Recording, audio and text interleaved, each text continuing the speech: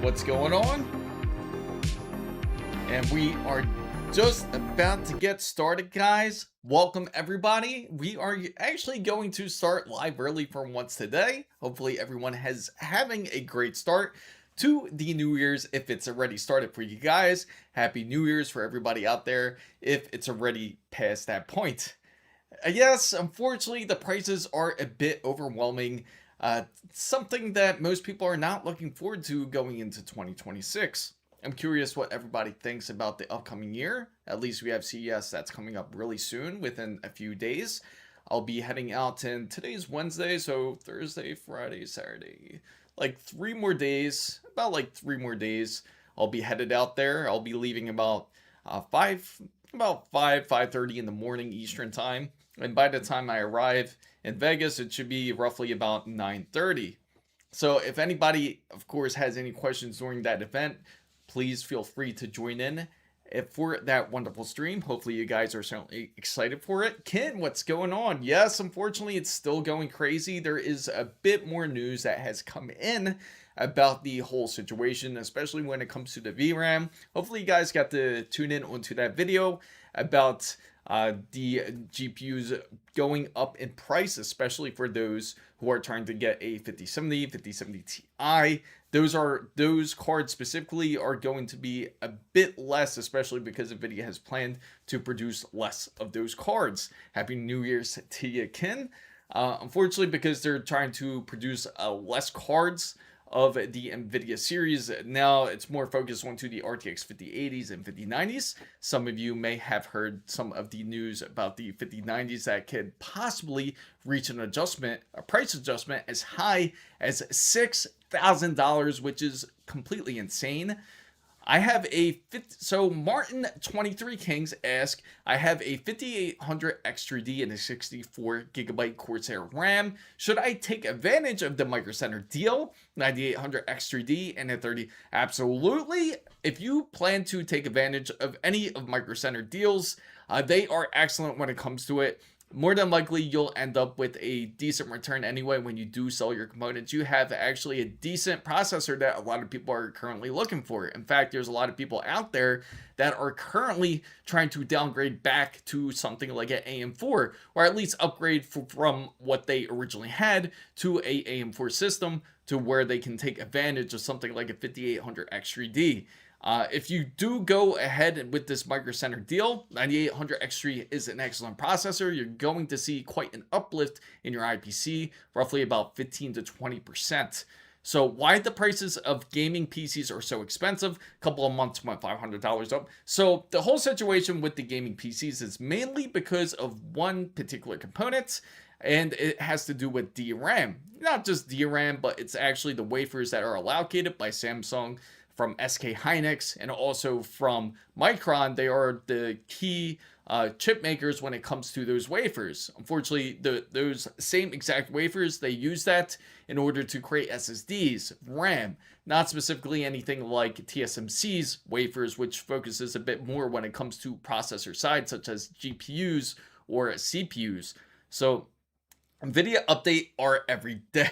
Yes, it's been pretty crazy with the updates. Hopefully it's refining a bit more. At least it's a lot better than what it was earlier this year. It was a bit crazy when they originally released it. It was so glitchy. It wasn't working right, but at least we're seeing some progress, especially when it comes to the NVIDIA cards. Slim Shady, what's up? Yes, I'm glad that you got the notification. I tried to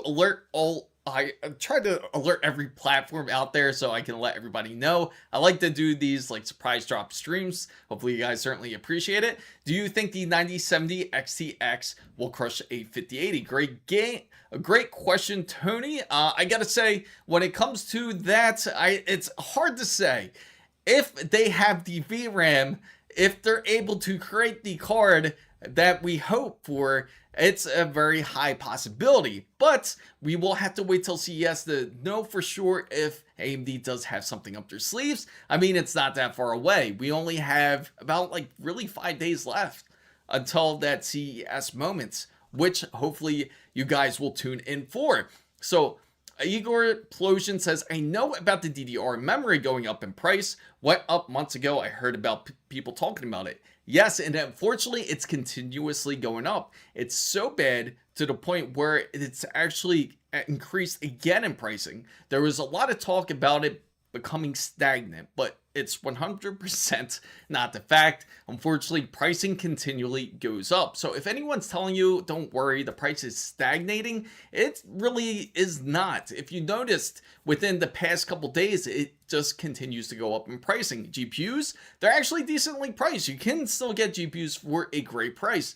And if you really need one, I highly suggest anybody out there to pick up a GPU, because these prices are not going to last forever. Some of you may have already heard the rumor that the RTX 5090s are going up as high as $6,000 in 2026. ASUS had made already a statement about raising up their prices to match the quality of the RAM volatility. So that just gives you a good indication that 2026 might be a bit rough. So what's up, Egyptian? Happy New Year's.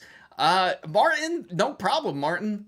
Yes, it's going to be worth it. You're doing it at a decent time. I feel like right now is a sweet spot. Like when it comes to timing to build a PC, if anyone is looking to do one, today or sometime very shortly soon during CES week is probably a good idea, because after CES, more than likely that's when you're going to see a lot of the pricing go up, especially once it gets until like about late January. I wouldn't say it's going to be an immediate jump, because they're waiting for the whole the allocation of VRAM to kind of shorten down, and when that does happen, that's when you're going to see a lot more of the price increases. So Cruiser, what's up? Hola. 5090 with cost. Yes, it's just doesn't make any sense. Ernesto, what's going on? Wasabi. Yes, New Year's Eve live stream. Simply Takuma, good to see you all. Blue Lily, is it? It's definitely you, Blue Lily. I'm pretty sure everyone hears me. People said I overpaid for my 5090 at $3,000 back, and you did it. Isn't it a wonderful feeling when you know you bought a PC component at a decent price? Imagine for everyone that wants to purchase a 5090 today. It almost seems like it's just as good as holding silver or gold.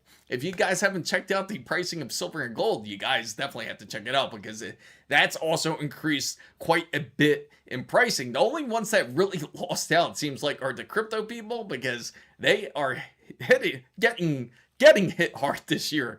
There's so many GPUs which are the best. Now, that's a great question. That is very dependent on what you are planning to do with the GPU. Are you a video content creator, or are you a PC gamer? Or maybe you are into something like LLMs. It all depends on your use of the GPU. Happy New Year's to everybody who is over in the European side. It's already New Year's for you guys. Lucky for you guys. Hopefully you are looking forward to the new year, and which leads me into throwing up a poll for you guys. So I'm going to throw up a poll for everybody out there, because I am curious if everyone out there is looking forward to the new year. So you simply, in order to answer this poll, you just have to put 1 or 2. So if you are looking forward to 2026, you're hoping for bigger and better things, put 1. If you are fearing 2026 and you're a bit worried about how the market volatility is, especially when it comes to PC peripherals, components, and you're a bit worried, feel free to put 2, put no, because 2026, it's going to be a bit of a turbulent start, probably one of the most turbulent ones, especially when it comes to the PC community here. So Igor says it's 11 p.m. for you. That's good, because it's still early for me for the new year. Still less than 1 hour. That's good, Wasabi. I'm glad that everything's come together. What did you end up deciding to do anyway? It seems that you wanted to go with the Ethernet switch port instead, like for your PC build, instead of going through the router. King Benner says you can get $4,500 GPUs from early 2010s, like for 6. You could. You certainly could. That it's not a bad idea for anybody who's really really wanting to go for a older GPU. And that was a question that I've actually received, is that if older GPUs will actually go up in price. And actually, it's really dependent. It just depends on what the demand is. If everyone wants a GPU for some weird reason, like it gets to a point where GPUs sell out again, then yes, there is a possibility older GPUs can raise up in value. And then the 4090 goes back up in value again for some really weird reason, as it originally was sold at $1,500 MSRP. And now it's about holding about the same in the used side. So just imagine if 5090s really go up to like, say, like around $5,000 or $6,000, because then once that does happen, what's going to happen with those 4090s? They're also going to go up in price. So some people are using Xeon. That is a terrible idea to game on those type of processors. You don't want to game on those type of processors, those Threadrippers, because it's too many cores. You're not going to really see a performance gain from that. So if anyone's thinking of a large processor such as those, it's much better. You're much better off just going ahead with something like from AM5, or even something from Intel's 15th generation, if you really wanted to do a PC build. Damn, I remember that used 40. Yes, it used to be, right? So RTX 4090s never came back down to MSRP during their life cycle, by the way. Absolutely correct. It's never gone down. So far it seems surprising on the poll. I see a lot of people there are actually looking forward to the upcoming year, which is a bit surprising, I gotta say. So good for everybody. I'm trying to move my poll there on the vertical side. I apologize. So make sure. Okay. So now it's, I see a little bit of a mix. Okay. We're seeing a bit more extra votes. Waffle Skater, good to see you.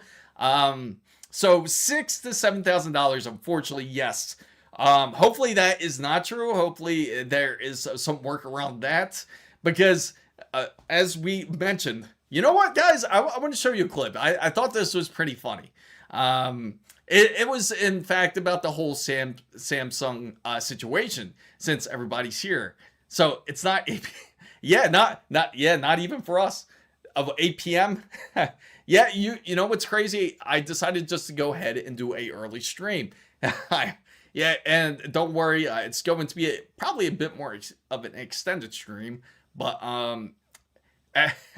speak for yourself. I would much rather watch paint dry for the wall than pay for such an atrocity. So I bought a 4090 for 1750 euros about 3 years ago. I still love it. 4090 is a great card. Honestly, I really miss that card. I wish I had kept it. Honestly, I would have thrown that into my Threadripper if I could. I really miss that. I had the Gigabyte Ors Windforce, an awesome card, and it was really silent.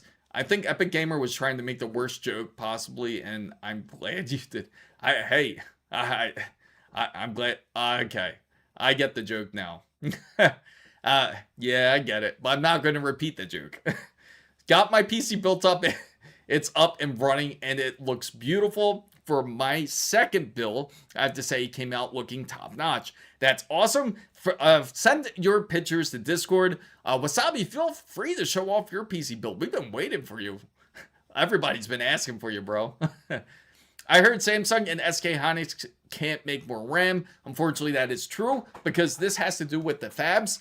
SK Hynix is working hard, and they're actually going to make manufacturers such as HP, or your typical ones, Lenovo, all the pre-built manufacturers. They're going to prioritize their DRAM first. I know it sucks, but unfortunately, they are feeling a bit of a pinch now from those manufacturers.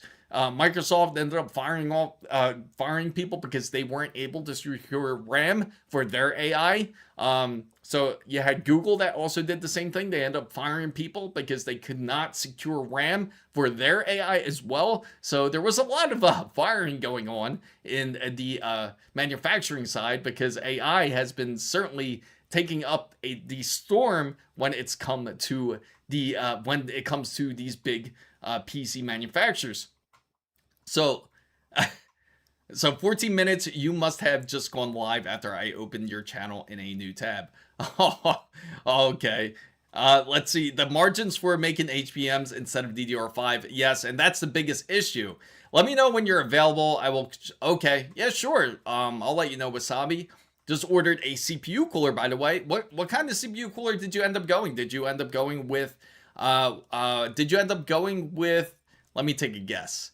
I'm not guessing. For some reason, I just had deep cool that just like threw into my mind there. Maybe it's Thermalright, if I'm guessing, because originally you were talking Thermalright from what I remember. Man, a Threadripper is a dream for my use case. I also dream about Threadrippers too, especially Shimada's Point. I would love to get that Threadripper, but unfortunately, this RAM situation is certainly killing me to do it. That's cheap, 1750 at the moment. It's over 2k euros. The 4090 here PC components are very expensive in general. What makes the 4090 interesting, it's actually one of the first of graphics cards out there that can actually produce some sort of AI because of the type of processor that is in there, the type of GPU that's in there, compared to the 4070s and 4080s. So it was actually one of the very first ones. It's going to end up becoming one of those collector GPUs. So if anybody does have an RTX 4090, it's probably smarter to keep it, to be honest, because that's just going to keep building up on value. Originally, we all thought the 40 series wasn't going to be a great series from NVIDIA. The only really good card that really came out of the 40 series and was one of the best, honestly, was the 4090, I think. So what's the best water block for CPU water cooling? So EK also makes some great water blocks. So I'm assuming, are you looking for processors or GPU water blocks? But EK is something I would recommend. Corsair also has their version, but I would preferably go with EK if that's it. How do you use Discord? I've never heard of it. Oh, really? So Discord is just like a messenger app. So if you have you can use anything. You can use your PC. Since you just finished building your PC, you download Discord and join in on the invite link. Now I do have a bot that sends out the invite link, or you could simply put in the command, put ! Discord, and that's how you can join it. Frozen, what's going on? So Venix Vixen says, I think when the 5090 becomes 5K, $5,000 of 4090 will follow. I agree. Venix, that's exactly the case when it comes to it, and that's what's going to make the RTX 4090 such a valuable card. The funny thing is the RTX 3090 Ti hasn't really followed it, or the RTX 3090. It's kind of like a forgotten card when it comes to the 30 series. Even though that has up to 24 gigabytes, it just does not have the power where the 4090 does when it comes for, say, LLMs. Now, so looking into a Lian Li wireless fans, that's awesome. We're definitely going to look for Lian Li once we go to CES. I don't think I usually see them there, but I do certainly see Thermaltake, and I do see, let me see, I also see Height there as well. But again, on the showroom floor, if anyone has any questions, feel free to ask. It's going to start very soon. I will be flying out, just to let everybody know, very soon, within about 3 days, we'll be headed out, 3 to 4 days, out to CES. So the 32 gigabyte VRAM on the RTX 5090 is just godly. No other GPU offers that niche. And that's the thing. It's the only GPU out there that has it. Of course, you could always make the argument that AMD has a version of it. Intel does have a version of 48 gigabyte version, but they're not going to be meant for some sort of gaming use. Obviously, if you do get those ones like the RX, it's a RX 6000. If you end up picking that up from AMD, I think it's the RX, is it the 6000 or 7000? But it's one of them where it has up to 32 gigabytes. It's made for workload production usage, and you can use it, but it won't be great for gaming because the ray tracing cores are just not there for it. Same thing when it comes to NVIDIA's cards. When it comes to their workloads. So has AI like the new ones? See, good to know. So, okay. Sorry, I'm trying to understand your question. So has AI like the new ones? I see, good to know. Can you try to clarify that question? In Cyprus, the situation is where, for example, motherboards are crazy expensive, but GPUs are MSRP and CPUs are sometimes below. And that's what we're going to see here. We're going to see a shift when it comes to the CPU side and also to the motherboards. In fact, ASUS is actually talking about reproducing AM4 boards and DDR4 boards. So it's very real to know that the RAM struggles are real, because these companies such as ASUS, Gigabytes, ASRock, all of them are trying to reproduce motherboards where they're able to sell, because they know that if they produce these new boards, that they're just not going to have new builders for them, because RAM is just way too expensive currently, and nobody's going to want to follow the RAM pricing trend, which it just consistently just goes up in price. And that's the largest problem that we do have in the PC industry. Obviously, that if you followed NAND when it comes to SSDs, you'll notice the price has also gone up quite a bit. It's gone up nearly about like $50 to $55 since we originally saw it within the last week. Originally, we saw a price bump up to like about $20 to $25, and then within the next 2 or 3 days, it bumped up again to another $20 to $25. In fact, I was interested in purchasing another external SSD just in case for a backup for CES coming up. But the problem is, when I took a look at those pricings, I wanted to throw up.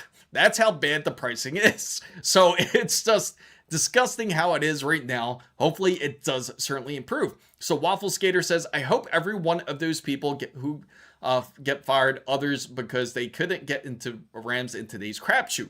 Get what's coming to them. I could not be imagined. Exactly. It's, you know what's funny? I said the same thing exactly to my wife.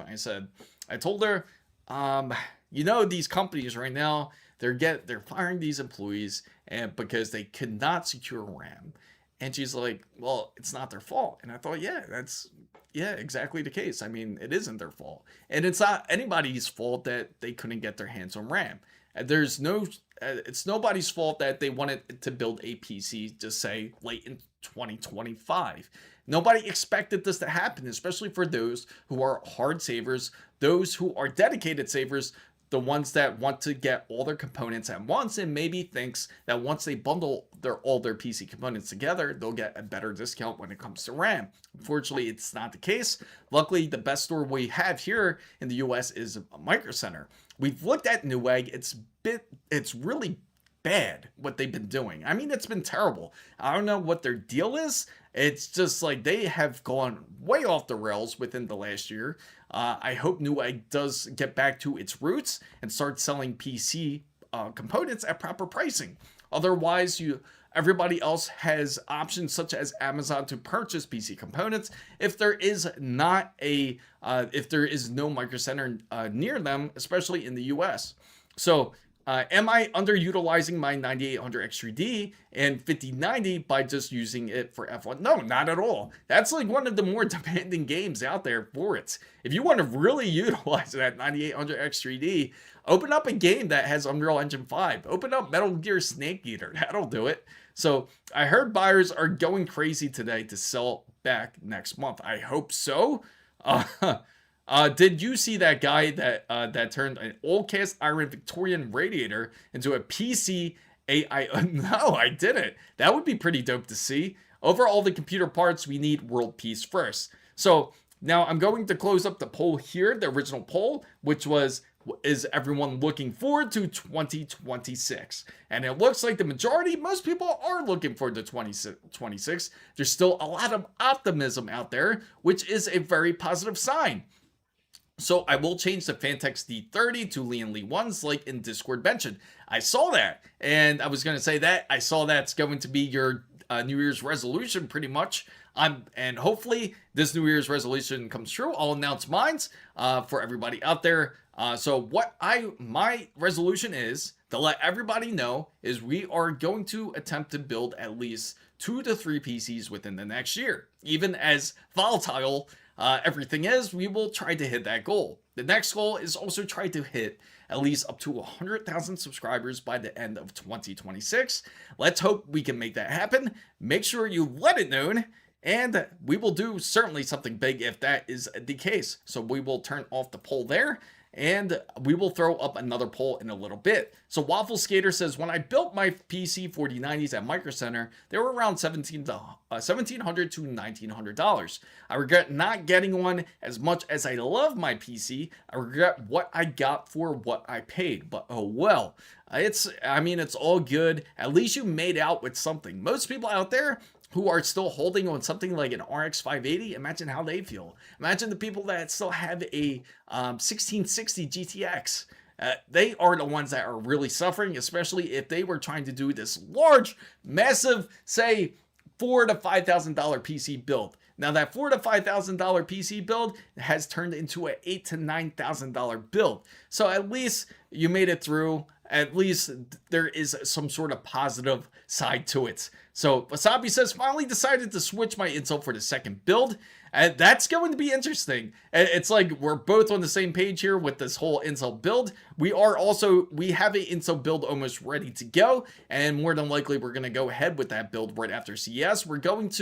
I'm waiting to see what they offer at CES. Intel should announce allegedly a 270 and also a 290. So if that's the case, it's supposed to be their version of the refresh chip, and see if there isn't quite an improvement. I don't expect a large improvement over the original Arrow Lake, which is the 285K, but let's hope for the best. So Igor Plosion says, have you been to... No, I have not. I've seen it though. I have seen that convention. We'll definitely think about going to it. I've also wanted to go to Computex too. I've been lacking on that side. As many times as I've been to Taiwan, I have not been to Computex, ironically. So I still like the 12th gen. If you are on a budget, you can use DDR4. Absolutely. There's nothing wrong with it. In fact, I'm streaming on a PC that still uses DDR4. So as a 3D modeler, I can tell you something about 4090s. It's the first consumer level card that can handle cycle paths, tracing, and viewports while you're working. That makes perfect sense, Phoenix, because that can certainly be useful for anybody that does want to get into 3D modeling. So Kim Chili Thee says, the 9800X3D or the 9950X3D, if I'm seeing no difference in performance, expect from price. So does anyone know how much longer are the bundles are? That is a great question.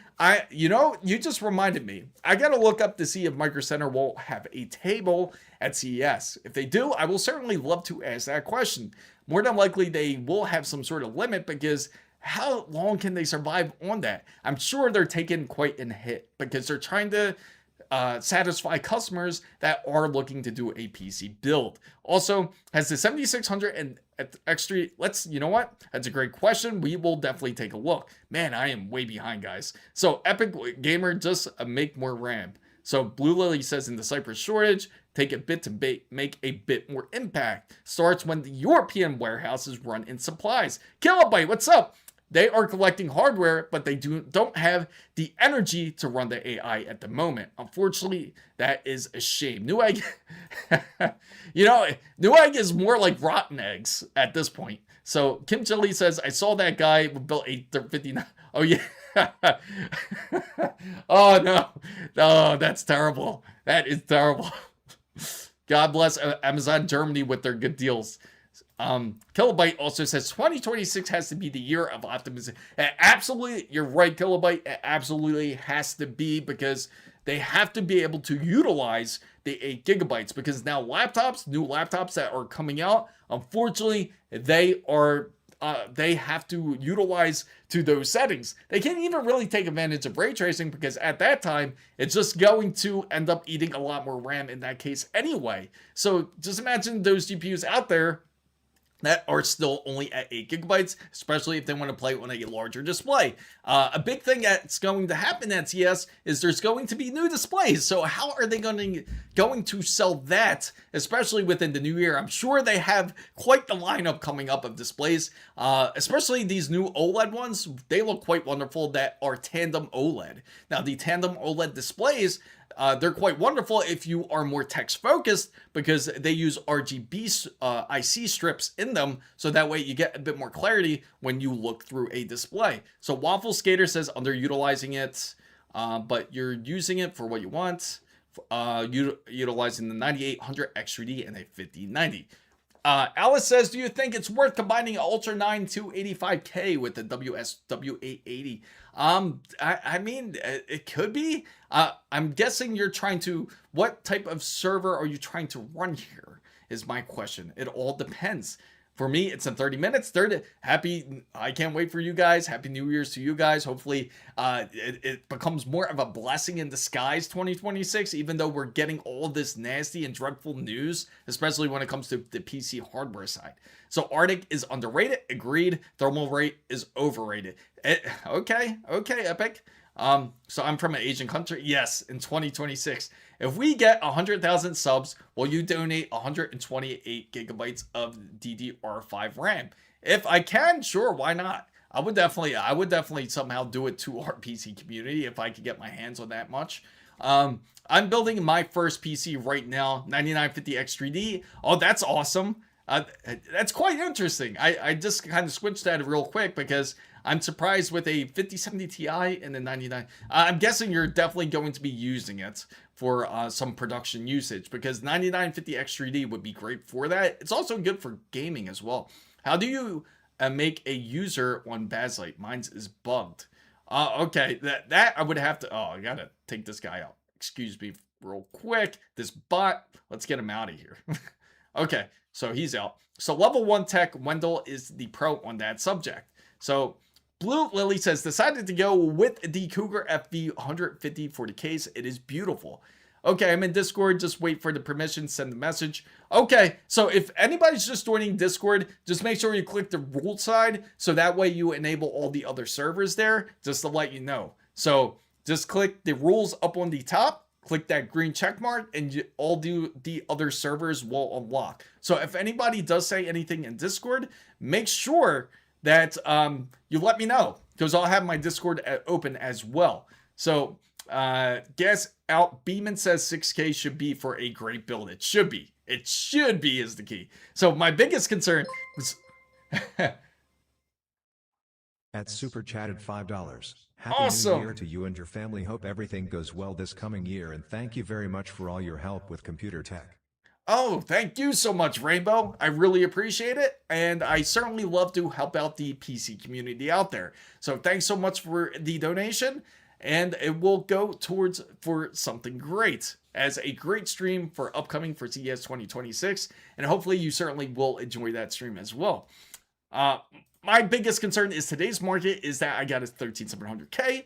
I don't think it degraded, but I updated the BIOS. But man, I mean, the Intel processors are great. The biggest thing is you just want to make sure to update the BIOS because you want to, and which you already did. Alda_Vav is now following. Awesome. Thank you for following. So I gotta say, if you updating the BIOS is exactly what you have to do. That's all you can really do to prevent any type of overburning. So Cruiser says ASRock made a Intel motherboard that takes. Yes, I am looking forward to that. I want to see if ASRock has a display, but unfortunately they only have server grade motherboards and server grade items that they will have. But if you guys are interested in it, you want to check out their server stuff, we can definitely take a look at it. It says the bundle. So Waffle Skater says the bundles are now with Crucial RAM instead of G-Skill. Oh, really? It depends. If it is CL32, they make decent RAM, but the thing with Crucial RAM, for everybody to know this is the reason why it's usually cheaper. When it comes to Crucial, you have less capability of overclocking. If you are interested in doing things like adjusting timings when it comes to your RAM, you want to adjust latency and you want to do items such as that, Crucial has less flexibility to do so. Now, if you are looking for that, if you are more of a overclocker when it comes to RAM, you want to really push your RAM to the limits, then it's better to get something like a SK Hynix die. And those are usually inside of Corsair or G-Skill RAM. So what motherboard what do you have on the 90? That's a great question. I'm curious. That is a good question. So then if you RMA a DDR5, yes, the wonderful DDR5 that's going to sit at G-Skill. In fact, I'll probably go missing. Maybe they'll swap it out with that dummy RAM that we talked about.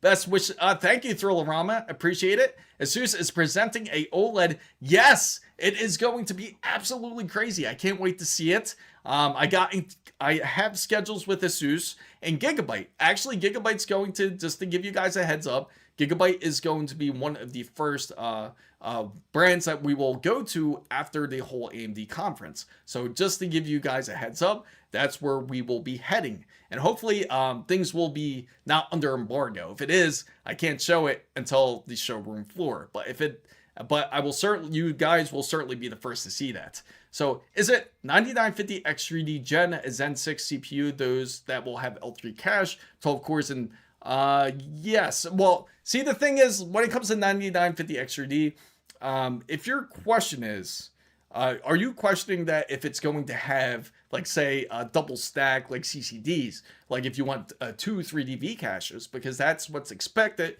when it comes to Zen 6. And I'm curious how they're going to do it, because they're also going to have to adjust the clock speeds for that, and the same with the boost clock speeds. So Zen 6 will certainly have a way to have some sort of breakthrough. I think it's going to be a much bigger leap compared to the rumored 9850 X3D and the 9950 X3D 2.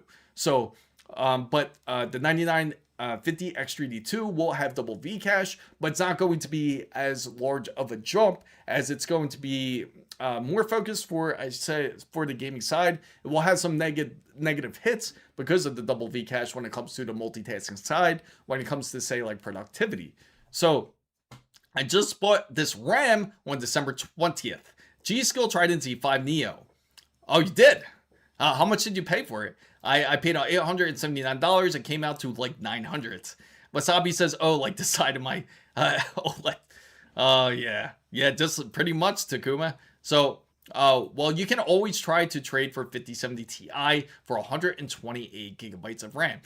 And speaking of displays, just to throw it out there real quick, they are working on displays. This is going to be pretty wild, guys. They are working on displays where they go over 1,000 watts. Can you believe? I mean, not 1,000 watts. What am I saying? 1,000 hertz. Not 1,000 watts. Now I sound like a rep from Alibaba there. 1,000 hertz. Can you imagine that? Over 1,000 hertz in a monitor. Just imagine how much power that would take.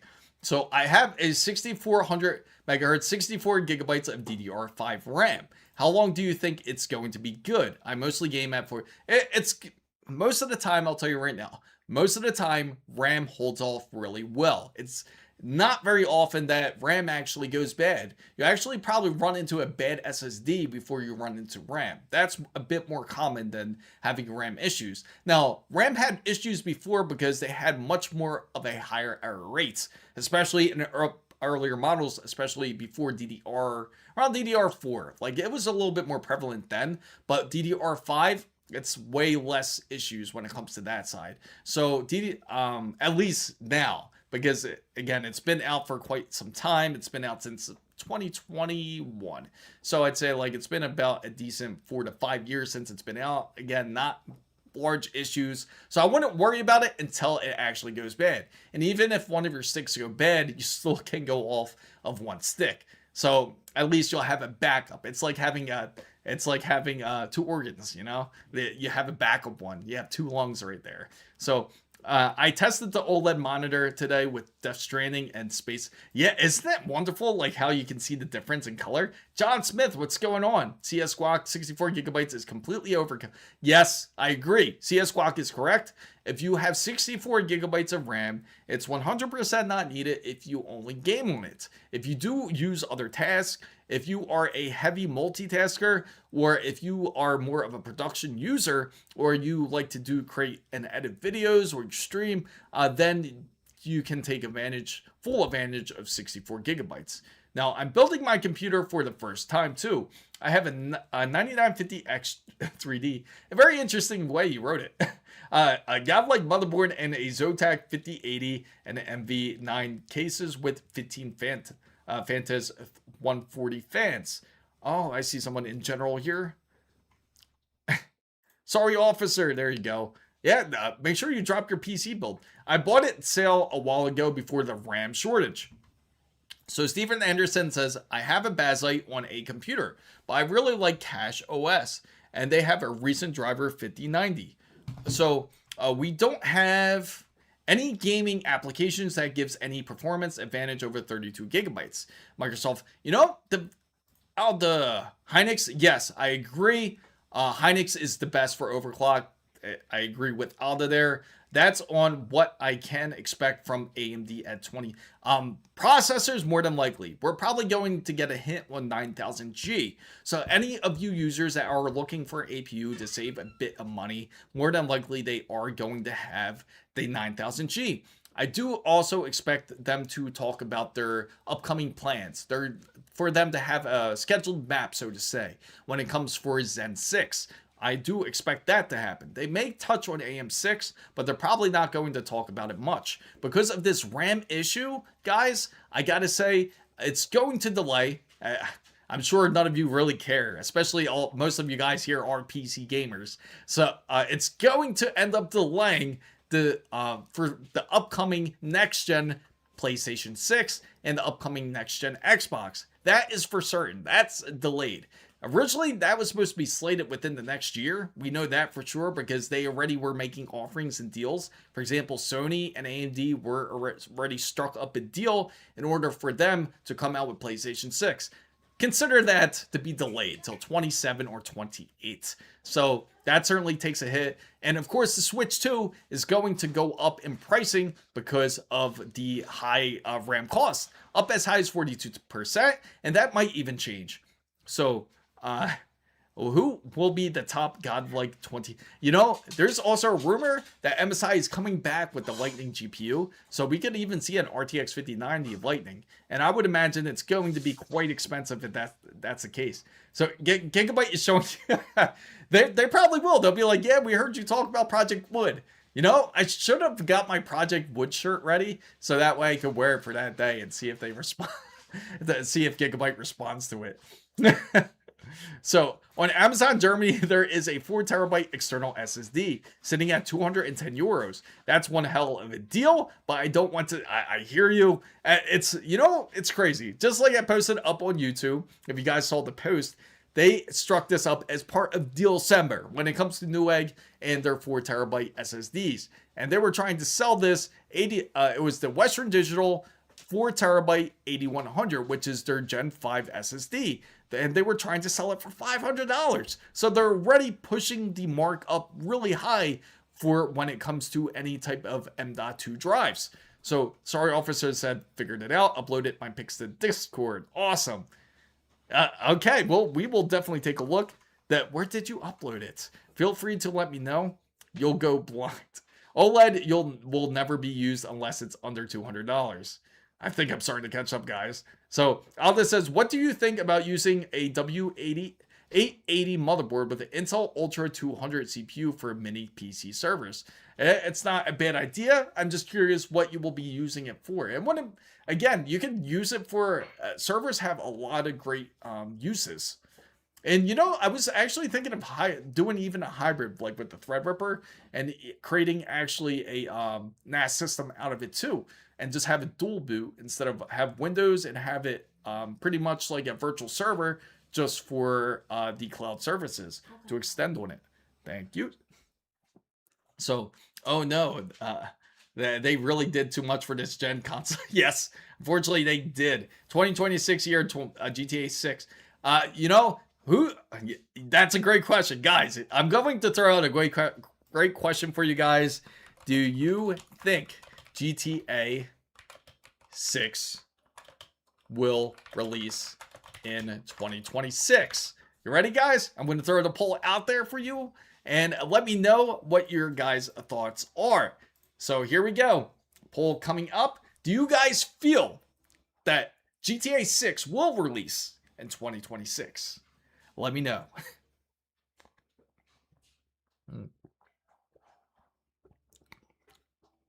Feel free to vote. It's in order to vote, you put 1 or 2. So it can support ECC memory.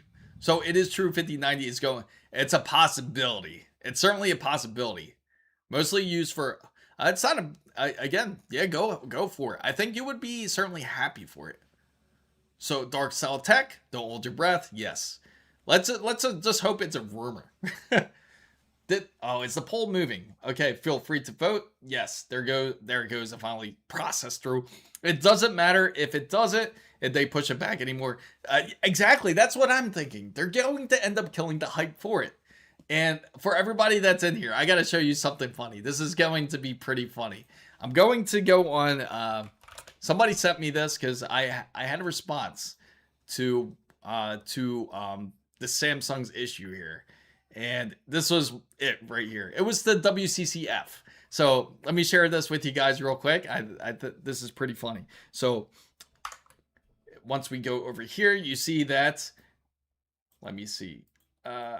I'll enable the poll here too for you guys, so you can still vote.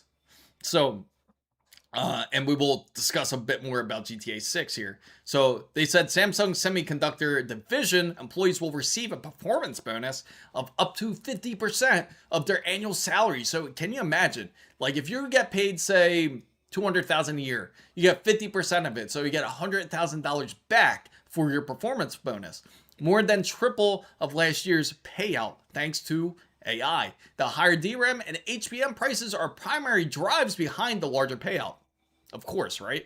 So, of course, I had to respond to this.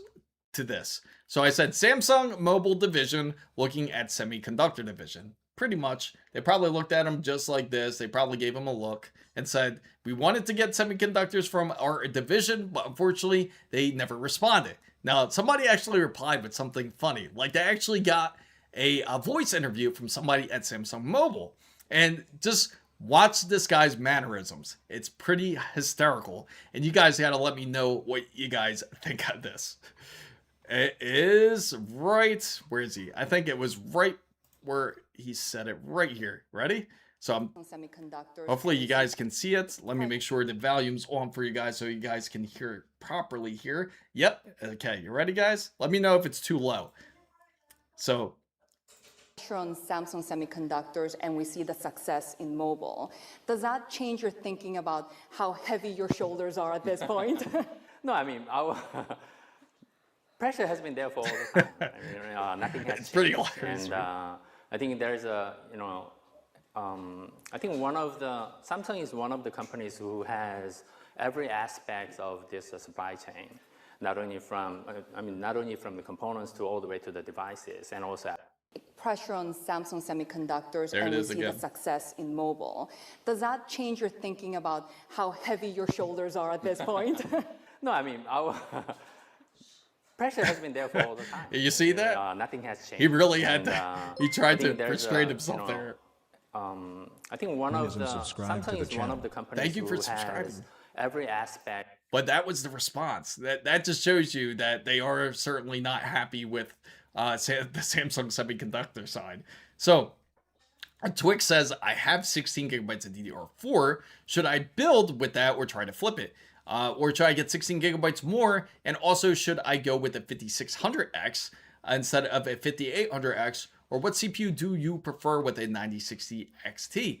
Now, if you're going with the 9060 XT, I can certainly say you can flip it, but it depends on your budget. If you're only going 9060 XT, I'd say you might be decently happy with the DDR4. But if you're trying to do a PC build, you're trying to get a bit more up to date, and you want to go DDR5, it's going to be quite a tremendous price increase, especially if you're going to be using the 9060 XT.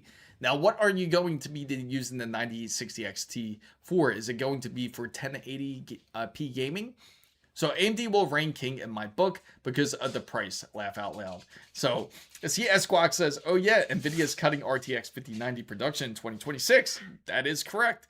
Up to 40%. The GPU die size is too big to continue spending. That's the problem. Unfortunately, that is the biggest issue that they currently do have when it comes to the production side. And because of this, you're going to see a lot less 5070s, and you're going to see a lot less 5070 Ti's because of it. So Twix says, I also have a Thermal Write 360 white AIO, or should I save it for another build? Now, again, that all depends on what your goals are. Let me know your goals, and that way we can kind of pinpoint where you're headed. And let us know if it is for gaming, what type of games you play, what type of monitor that you're using, what type of display. So if you're in the market, better get your fit. Yes, If anybody really needs a 5090, I highly suggest go for it. You do not want to pay $6,000 because that can practically build your whole PC, including the 5090 if that's the case. So unfortunately, this is the biggest and heaviest rumor that we do have heard, but we are certain that we do know, in fact, that the prices are going to go up because ASUS has sent out a statement stating that the pricing will go up. So I wonder if they are trying to double dip with GTA 6. They were hoping to release it right in time, or yet, you know, I think you're right on point, Waffle Skater. I kind of had the feeling that they would do similar to what they did with GTA 5. When GTA 5 originally came out, it came out right at the edge, at the last edge of PS3 and Xbox 3. Was it Xbox 360? Was it that long ago? That's pretty crazy to think about. But it was right on that edge. And then that's when it came out to the new systems with PlayStation 4 and then the Xbox One. And then they came out with the new revamped version. And it also came out with the PC edition at the same time because we had to wait practically like a full year. So more than likely, I do think that's the case. I think Waffle Skater is on point there. Happy New Year's, Henswig. Awesome. Not too far for you guys. You only got 9 minutes left, like on my end from what I'm seeing. 32 gigabytes DDR, trust me, you will be fine. So I like air cool because less points of failure. I get it. There's a lot of people that still feel that air cooling is the way to go. So it seems like a lot of people feel like that GTA 6 is not going to end up getting delayed. They seem pretty certain. They're pretty confident that GTA 6 is going to hold off. Is going to end up releasing. So if it does, then it will be, I think they are saying in November. So it's going to be like 11 months from now. So they should release it by then. I do know they have to kind of decipher through everything because GTA 6 is also having trouble with their employees that have also worked for the company. Originally, they wanted to unionize, but unfortunately, the employer found out, Rockstar found out and said, hey, we're not doing that. We're not going to unionize. So we are going to let everybody go that was part of this. And unfortunately, all the new hires had to learn the engine that they had created. So can the 9060 XT handle 14? It can but you'll be pretty much pushing it depending on the type of games the one and that only you're Twitch playing. subscribe to the channel. Thank you for subscribing. Can the 90... so, let's see. We see more votes for GTA 6. A 9090 XT. Oh, yeah. 9090 XT could actually... I would think it would do 4K. I would think it would have that capability because I think AMD wouldn't be playing for that. Because the 9070 XT, I can say for certain, can handle... it can handle 1440 with no issue. So Twix says it's for customers who just want 1080p and prefers. Yes, that's why I figured 1080p, if that is what your goal is. Silver Linen says it's 9070 XT. I love the 9070 XT. I am looking forward to Sapphire when they release their version of it because it looks like it's going to be an amazing card. But I'm curious if it's going to resolve this whole 12 volt high power port issue. If you guys have been hearing, there has been current issues again with it, but more or so when it comes to the 9070 XT from Sapphire using their harness specifically, and the same thing when it comes to using MSI's harness when it comes to their versions of like the 50. I think it was the last one was the RTX 5090 from what I read. Another one that ended up burning up.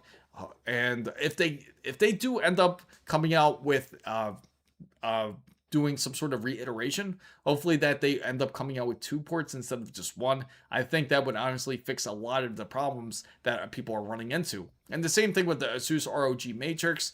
Unfortunately, because the way it's designed, it hasn't really been sitting flush because of its angle. So hopefully that will be fixed soon. ASUS says it's part of the design, but it's really more of a flaw, if I would have to say. So why pay $3K for something that is $700? It just depends on the gaming that you are doing. If you're just using a 5090 for gaming, it's then yeah, I can see what you mean. Unless you're using it to its full utilization, where you're going to say like 4K and you're going in full 4K resolution, and now this is native running at say 240 hertz. That would certainly be a different story, as that would be a bit more demanding, especially from engines such as Unreal Engine 5, like if you're playing games such as Black Myth Wukong, or anything that is heavy into 4K. So that's why I'm debating on a 5600X or a 5800X. Oh, okay. So you're debating on a 56. So, okay. Is it mainly for gaming from what it sounds like? So just don't put the max settings. Yes, max settings wouldn't be necessary if that's the case. So Dark Style Tech says, I was just curious. I need to pick up a backup GPU. So I was thinking of a 9060 XT or a 5070 or somewhere in that range. Now, it depends on what you're using the GPU for. If you're looking for a backup GPU, I mean, a 9060 XT would do it. Again, it's just a backup GPU. So you're using it temporarily. No need to spend extra money if you don't have to, because it's not staying in the system. So if you do choose that, I would say just go 9060 XT. It's just a backup. So Waffle Skater says, I'm jealous of anyone whose Micro Center has the Zotac 5090s at MSRP last week and managed to snag one, because all the other 5090s were at least $2,500, if not or more. You know what, guys? Let's go check out Micro Center, guys. Now you guys make me want to look at Micro Center for this Zotac 5090. Let's take a look. Let's take a look, Waffle Skater. We'll see if they do have it, just out of curiosity. Don't you love when it does those random refreshes? RTX 5090. All right. Let's take a look here. Let's see if they have it. Because I remember, yeah, all sold out already. See, the 5090s are selling out, guys. This is what I've been warning everybody about when it comes to the 5090s. The only one I can say for certain hasn't sold out is the Astral RTX 5090, just because of how expensive that card is. That's probably the only card that they have in stock. 5090s, then your worries are over when others complain. Yeah, you know, it's kind of an investment, guys. If you get a 5090 and you hold it, technically, if you want, say you really wanted an RTX 5070 Ti, but you ended up picking up at 5090, you got the extra cash just to grab it.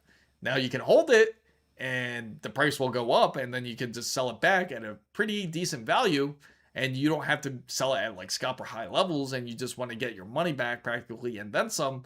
It wouldn't be such a bad idea, because technically it's like buying gold. So the Astral, as predicted, they had plenty in stock because it's at $3,300. Astral, I could see this going up to like easily going up within the next year, because again, ASUS has announced the price increases. They haven't officially announced it in the US side or in the Western side when it comes to raising up the prices.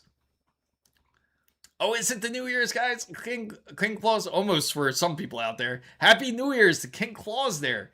So, also DLSS 4 is now at the point where you can't tell the difference between... Yeah, the thing is, I don't like using any type of frame generation. Now, that's going to be the next poll, guys, I will ask out there. And that's going to be, do you use frame generation? So we're going to reset the poll, guys, as we are done with that poll, and I will ask, let's see, do you use frame generation? And in order to vote, guys, all you have to do is put the number of choice. So for example, yes will be 1, 2 will be no. So I will put up the poll once again, and here you guys go. So do you guys use frame generation? So that's not the topic we are saying. Get it now or exactly. So again, if you buy a RTX 5090, get a new power supply and not a cheap Micro Center one. Absolutely correct. So far we got no for frame generation. For 5090s, for you, that's yours, and we're both happy. 4K Gaming, Dark Style, did you send it too? So we're about to take at some looks. We see Sorry Officer. Is Sorry Officer still here? I'm about to display his PC in a bit. Woo, real life. In real life. Oh, he meant website. No, I meant the website. I apologize for that. Sorry to get your hopes up. I will be doing a real life stream very soon. Don't worry. We will be at CES within a few days. Dark Style Tech. Says Micro Center has a Zotac 5070 for 500. That is why I was looking at it. Oh, really? So it wasn't the water cooled one. It was about 2600. Knowing going here on New Year's here, they trying to get rid of a lot of stuff. I promise. So far, we see a lot of people not using it. Astral and Gigabyte Masters are both going to break the bank. Absolutely, they're super expensive. I don't use frame generation, but I also use a 5090. Haven't had the need to. And that's the thing. If you have a 5090, most people will not end up using frame generation anyway. I know people that's got the 5070. They use the frame generation and they swear by it. They say it's great. And then you have some that do that don't use that at all. Most people I know that does not use it. I use DLSS, but not frame gen. Makes sense? DLSS makes a bit more sense. Okay, so on the 5090 side, they only have two kinds really in stock. And it seems like they have the ASUS NVIDIA white one, which is a bit more, which they do have 5 in stock. Happy New Year's, guys! Happy New Year's to everybody over in the European nations out there. That is awesome. Happy New Year's to all of you. You guys over in Italy and Germany and all over Europe. Too much to name there. Sorry, officer. Yes. Oh, thanks for the donation, Simply Takuma. At Simply Takuma super chatted $6.21. Happy New Year to all. Switzerland emoji, Switzerland emoji, party face emoji, confetti ball emoji. You're gonna love the bot, right? how it describes the emojis there. Happy New Year's. Yes. Happy New Year's to all of you guys. That is awesome. We still got a little bit of time on this side. We still got like another few hours until our New Year's. We still got like 6 hours. With AMD, it depends on FSR 3.1 or FSR 2. So far, we got a lot to know. Kilobytes. Yes. Happy... Hey, let's take a look here. In fact, let's go. We're going to take a look at Discord. Sorry, officer has shared his PC, so we're going to take a look at it. Not the gold 5080. Yeah, you know, that reminds me. Let's take a look at the 5080s, right? So we're here, right here, and I'm going to show Sorry, officer's PC. So let's take a look. That looks beautiful. I'm certain that you love this build. I love this look. That is sick. And you got that is nice. I love what you did with the cables there. And you got the 9070 XT. That is awesome. That is beautiful. Love it. Oh, there's so many people that's envious of you. I'm sure people will just zoom in right there. Look at the RAM right there. Feel free to. I hear people lighting up the fireworks already. And here are his specs right here. If you guys are curious, he has the M5 case, MSI X870E carbon Wi-Fi. Great board, by the way. Great motherboard.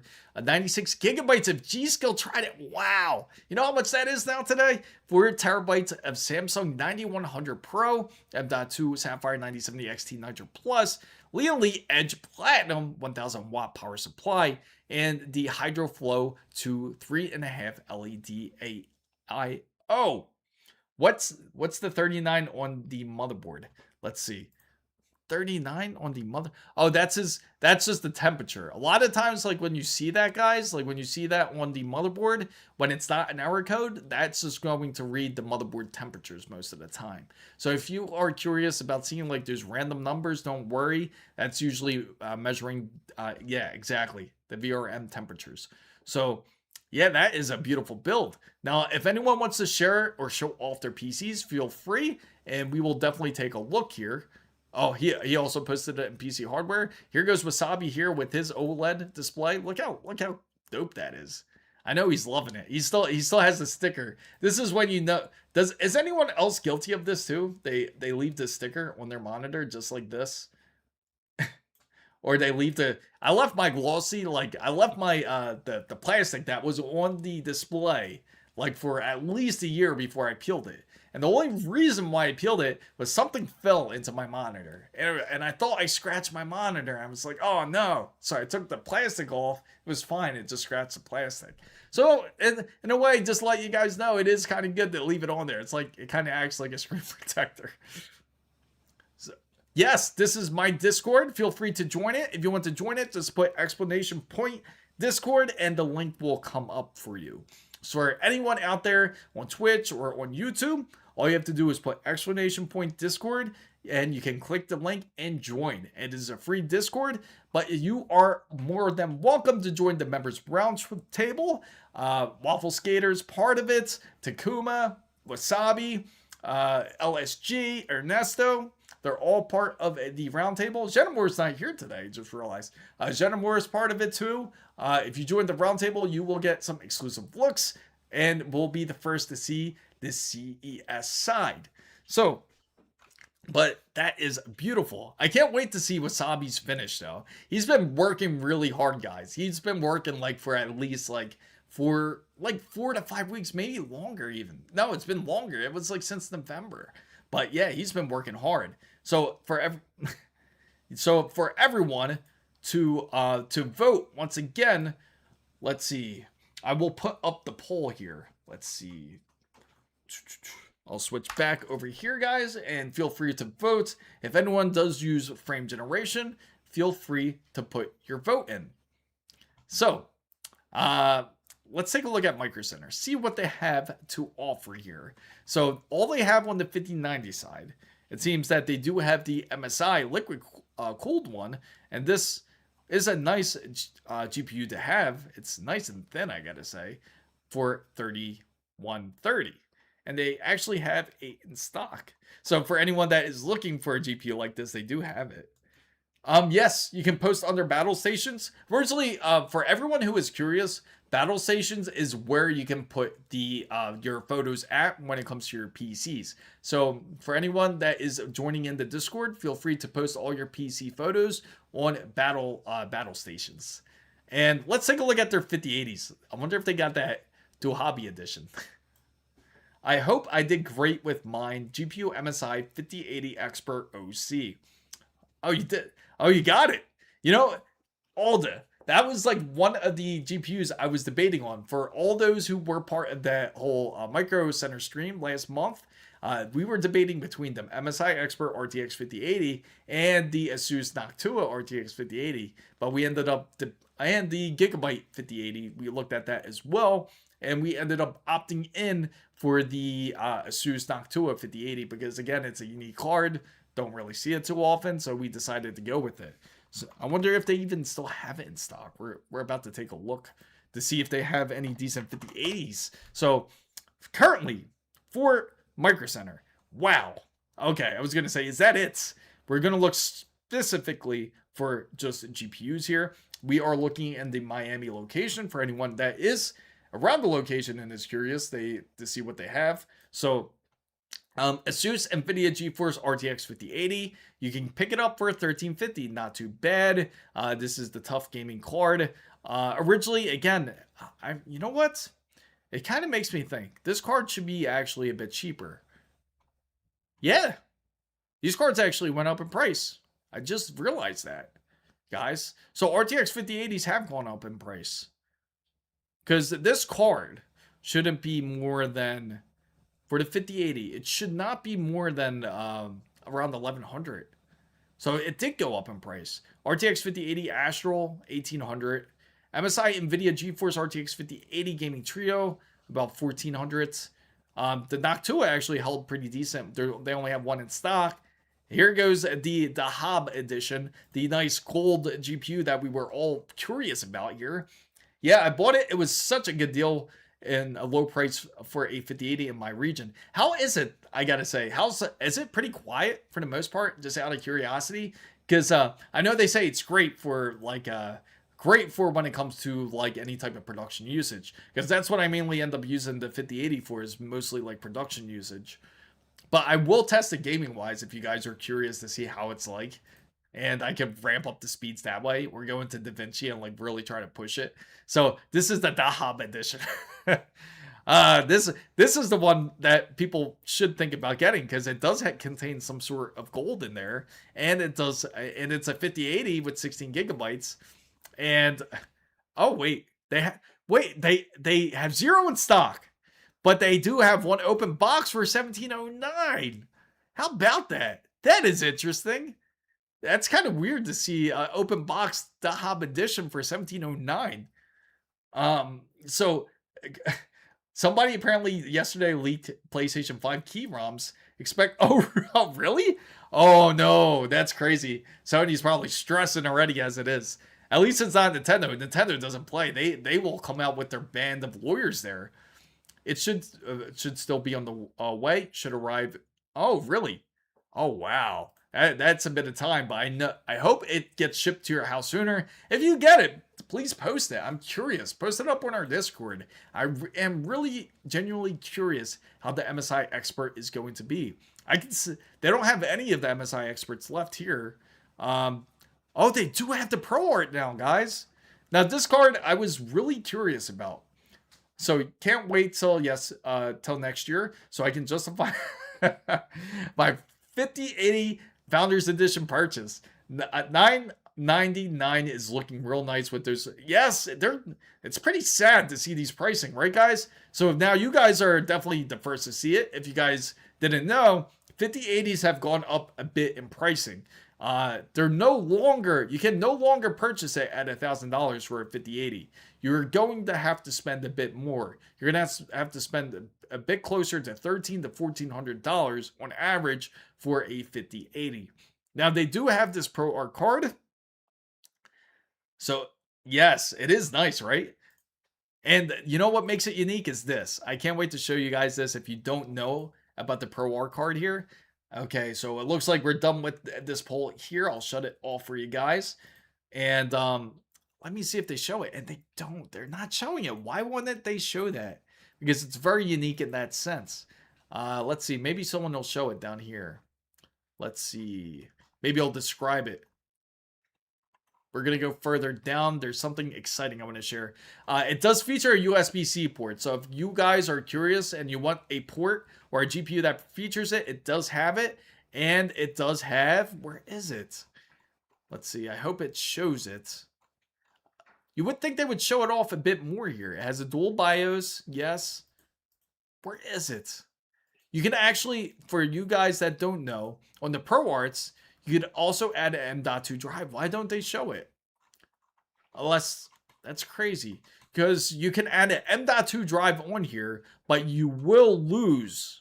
You will end up losing one of your PCI Express lanes here. So instead of running at X16, or instead of running up to 16, you'll be running down to 8 lanes instead. So only 5080 for 1000 is the Founders Edition and the Zotac 5080. Yeah, it's crazy. I can't believe it. They all just went up drastically. I'm telling you, just like a week before Christmas, you could get a lot of these cards for around that $1,000 range easy. But converted to USD, I still pay $1,200. But oh yeah, the VAT tax, that sucks. So what can you use the M.2? So if you have that, you can use it practically just like another drive. Like it's just like pretty much an expanded drive that you can use for your GPU. This will be great for more of those that end up using to take up a lot of allocation when it comes to usage such as DaVinci. But it wouldn't be great for anyone out there that's trying to say like game on it and use the card, because then it would be like counter productive at that point. Yes. Yeah. Sadly, that's the case. Unless you have like, say like maybe if you have a workstation, like something more like if you have like a TRX 5 or a TRX 50 board, maybe you could get away with it. Maybe it'll open up another lane somehow. But it might, it would probably take away one of the lanes on the motherboards, I would think, if that's the case. I don't know if anyone's tried it yet. Yes. And that's the thing. Yes, oh, awesome. Happy New Year's, Romania. ROG X870E Nova likes it because no lane sharing. Oh, there you go. So they have these cards in stock for anyone looking for a 5080. Now, 5070 Ti. Let's take a look at that. Then we're going to look at 9070 XTs. Just to get a good consensus of the market right now. Because the pricing is going up dramatically. Okay, so they have quite a bit of 5070 Ti's. Because that's like the in-between card now. So it seems like they do have the short form factor cards here from GeForce. I don't understand why other brands don't apply this. not sharing lanes. It's funny because it's like you would think everybody would understand, especially brands. No, we really hate when we really don't like lane sharing. Make it a bit more clear when it comes to the options, when it comes to lane sharing. Because even in the BIOS, there's ways you can actually disable lane sharing if you really don't want to use it. And hopefully they become a bit more clear on the next motherboards when they end up coming out with these refreshes. The GBX, Gabriel, yeah, the equivalent of 70, that's crazy. Dodge a bullet thanks to Reddit. You can tweak voltage settings on ASRock BIOS. Zero problems then. There you go. So RTX 5070 Ti tough gaming is for 850. So it seems like it's pretty much holding for the Ti side at least. And here's a 5070 Ti. Man, you know what? I'm kind of tempted for this. For the Intel build. What do you think, guys?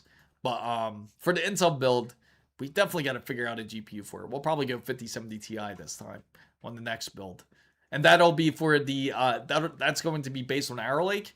And hopefully the refresh will be out soon because I want to try to go with the, like say 270K or even the 290K. So I bought two CL30 DDR5 at the beginning of 2025 for 250 euros.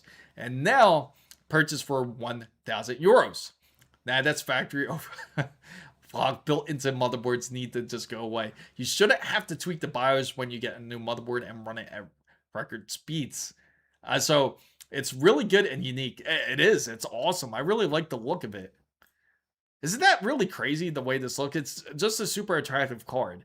And it just has one fan on there. Just one blower. So this is great for anybody that's more of a production users. Because it's, again, you're not going to really end up using a fan. Unless you're just heavily pushing DaVinci or any type of 3D rendering. So, nope, I can tweak better. I don't trust.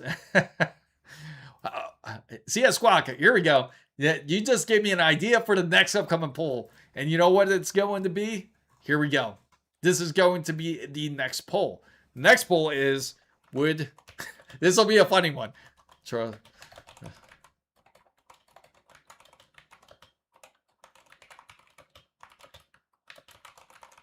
Ready? This is going to be a funny one, guys.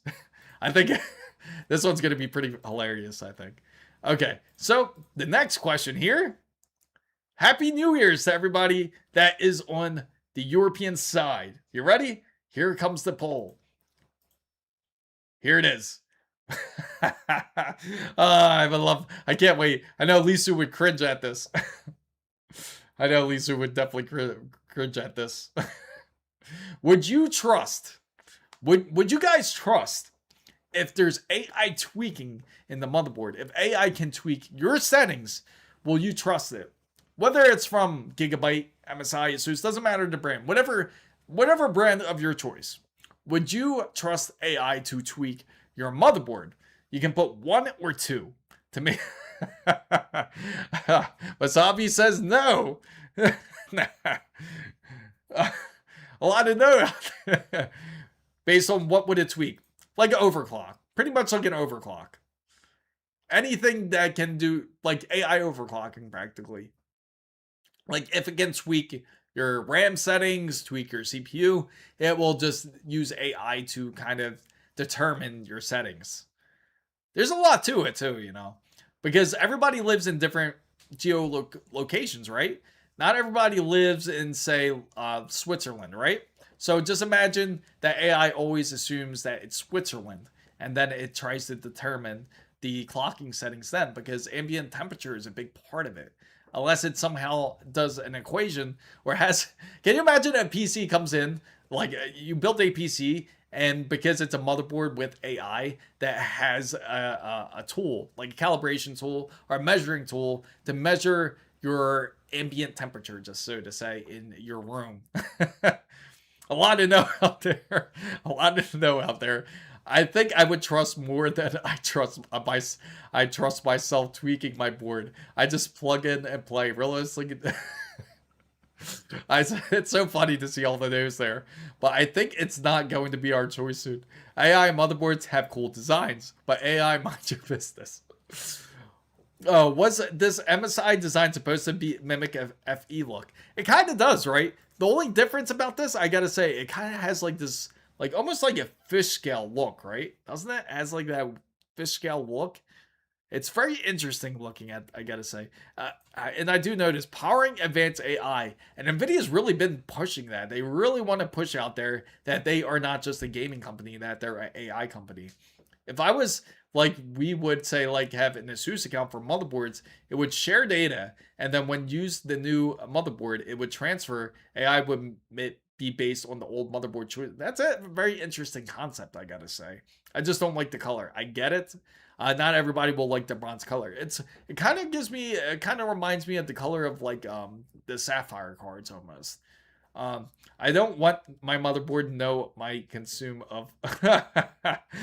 I like that 5070 Ti. Of PNY. How about this one? I'm gonna throw a curveball, guys. Here. This one's gonna be a funny one, guys. Okay. I'm gonna throw. Here goes. So it seems like nobody's trusting AI on that side. So.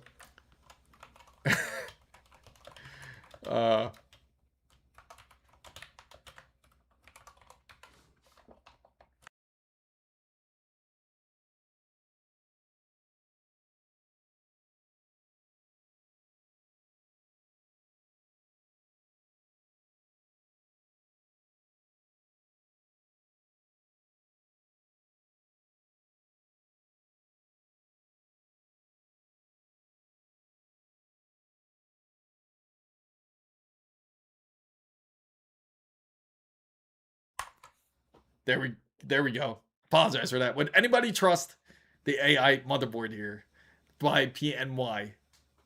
I like the MSI Expert 5070 Ti. Looks like the Sapphire design has... Yes, that's exactly what it reminds me of. There we go.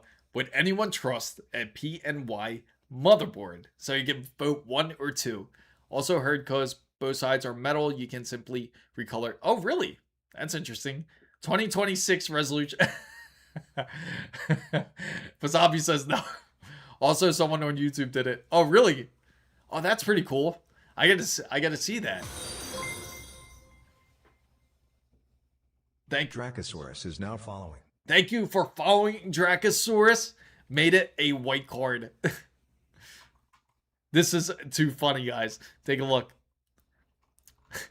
No PNY lovers out there.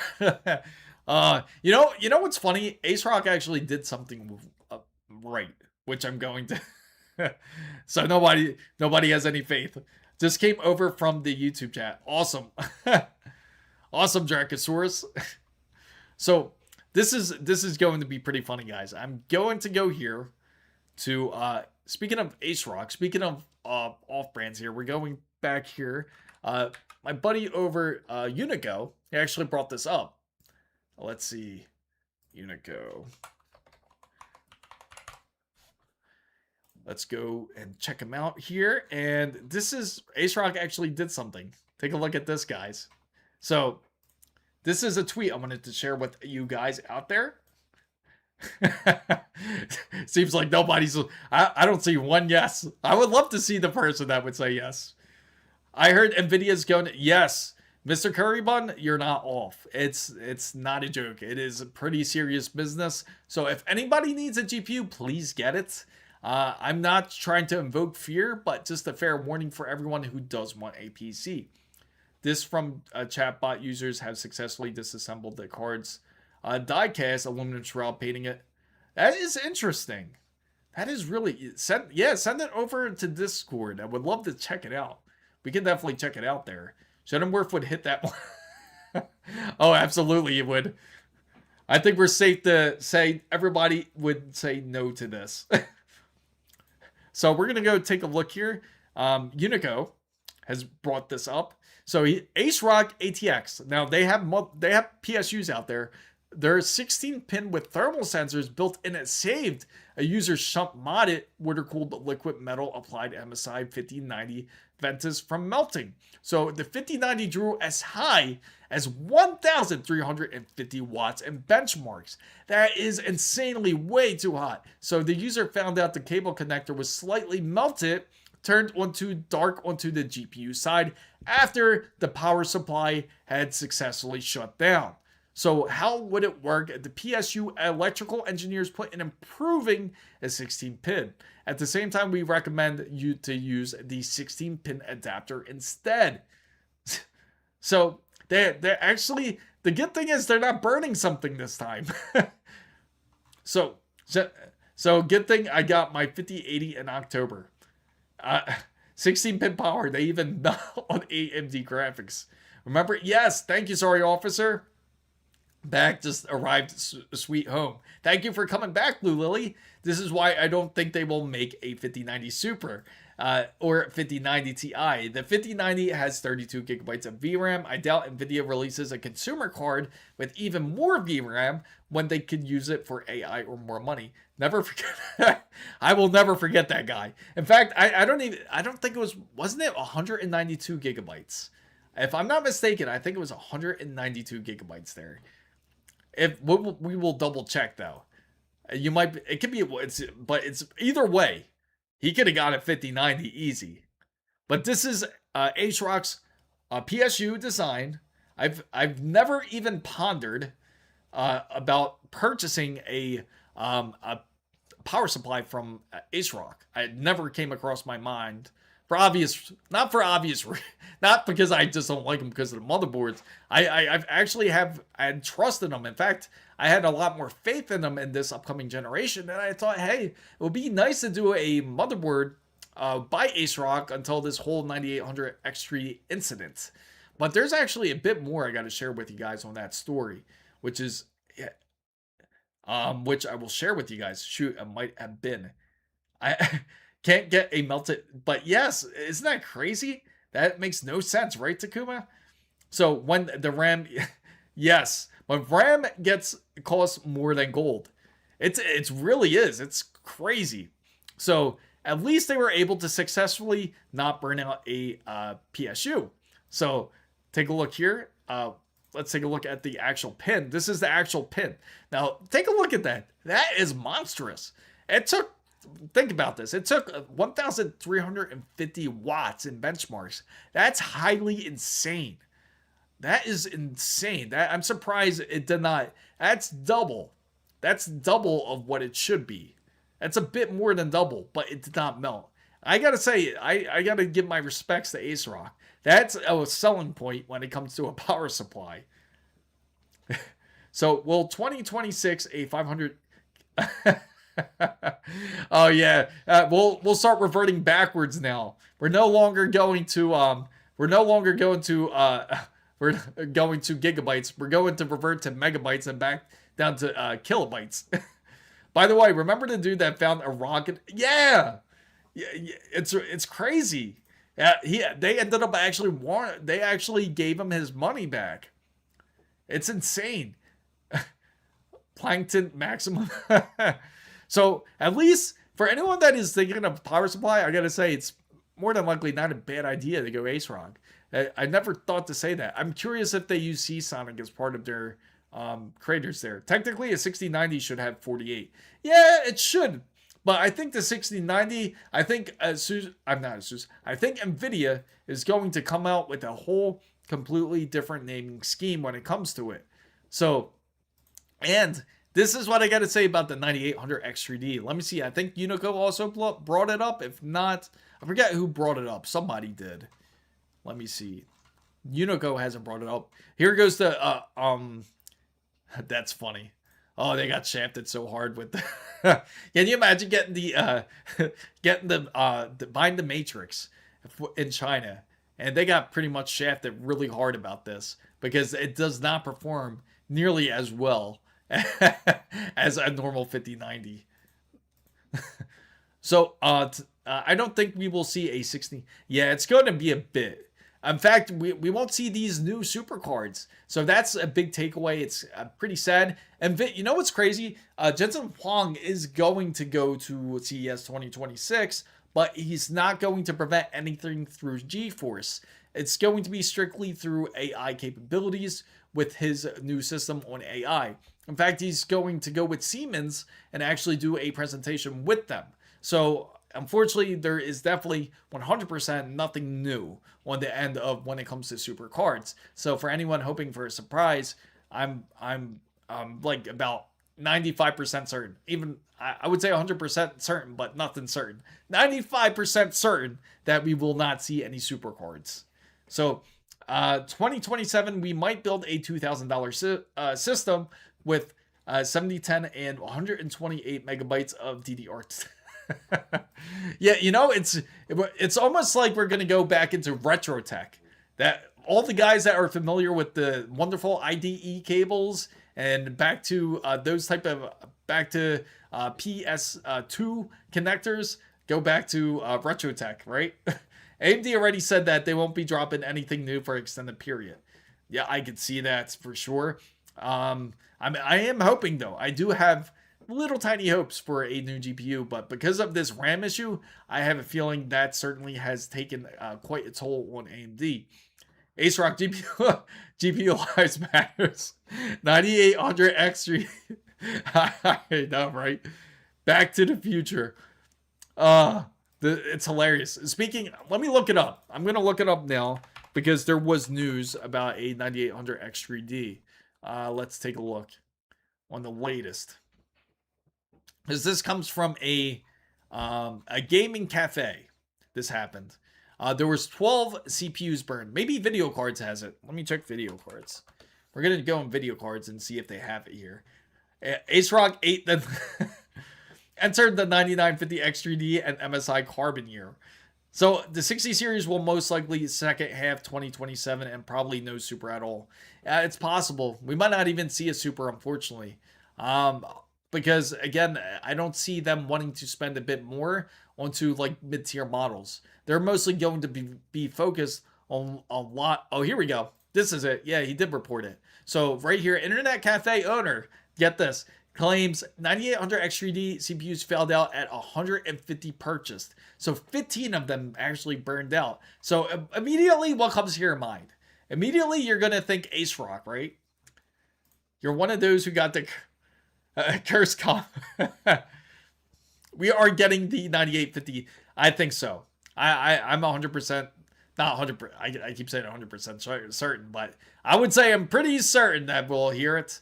And we have even the L2 and the L3 cache, we have ideas of what the sizes certainly can be. In fact, we'll actually pull it up on video cards. I'll definitely show it to you. So have 32 gigabytes of DDR5 with a 9060 XT and a AMD Ryzen 5 7500F. Oh, nice. It's not a bad combination there. They'll literally leaked with, oh, really? Huh.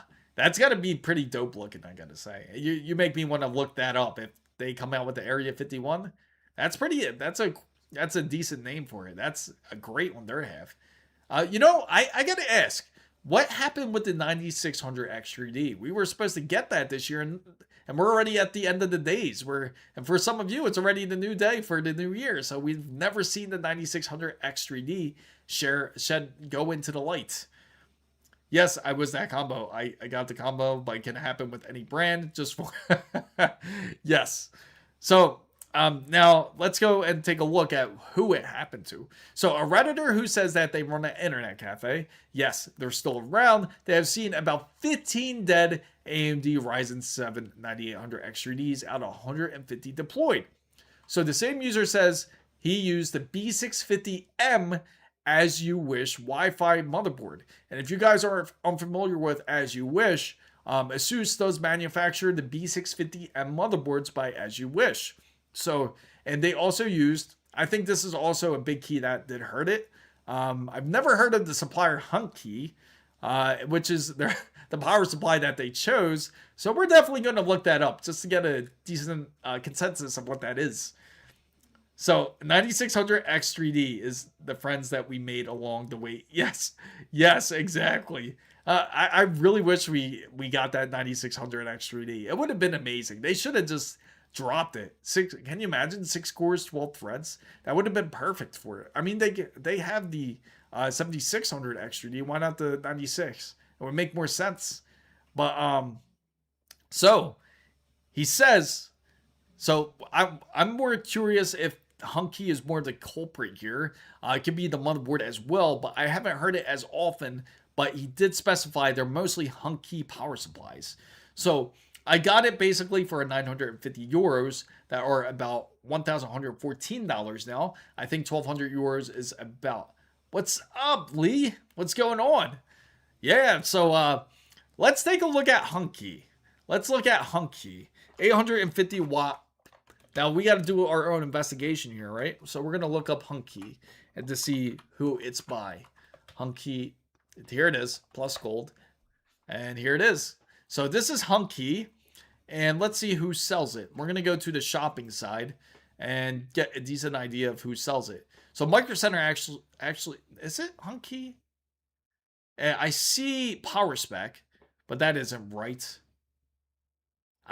That's a bad sign, guys. I don't even see Hunky come up. Hunky, no. It does not come up. So that's not a good sign. More than likely, it's probably a sketchy a sketchy type. Oh no, you got more snow up there? Oh, yeah, it was cold. For you guys, yeah, maybe. That's a great question. Oh, you got more snow, Lee? That's terrible. It actually was freezing for us this morning, and we hit as low as 45 degrees this morning. That was quite a shocker. 45 degrees Fahrenheit is about 45 degrees Fahrenheit is about equal to, I'd say, like about like 5. No, I would say more like 6. About 6 to 7 degrees Celsius, I would say.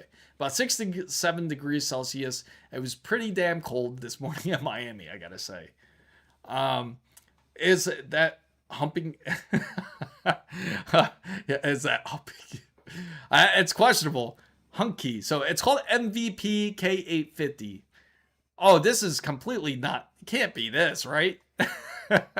Oh, no. Yes.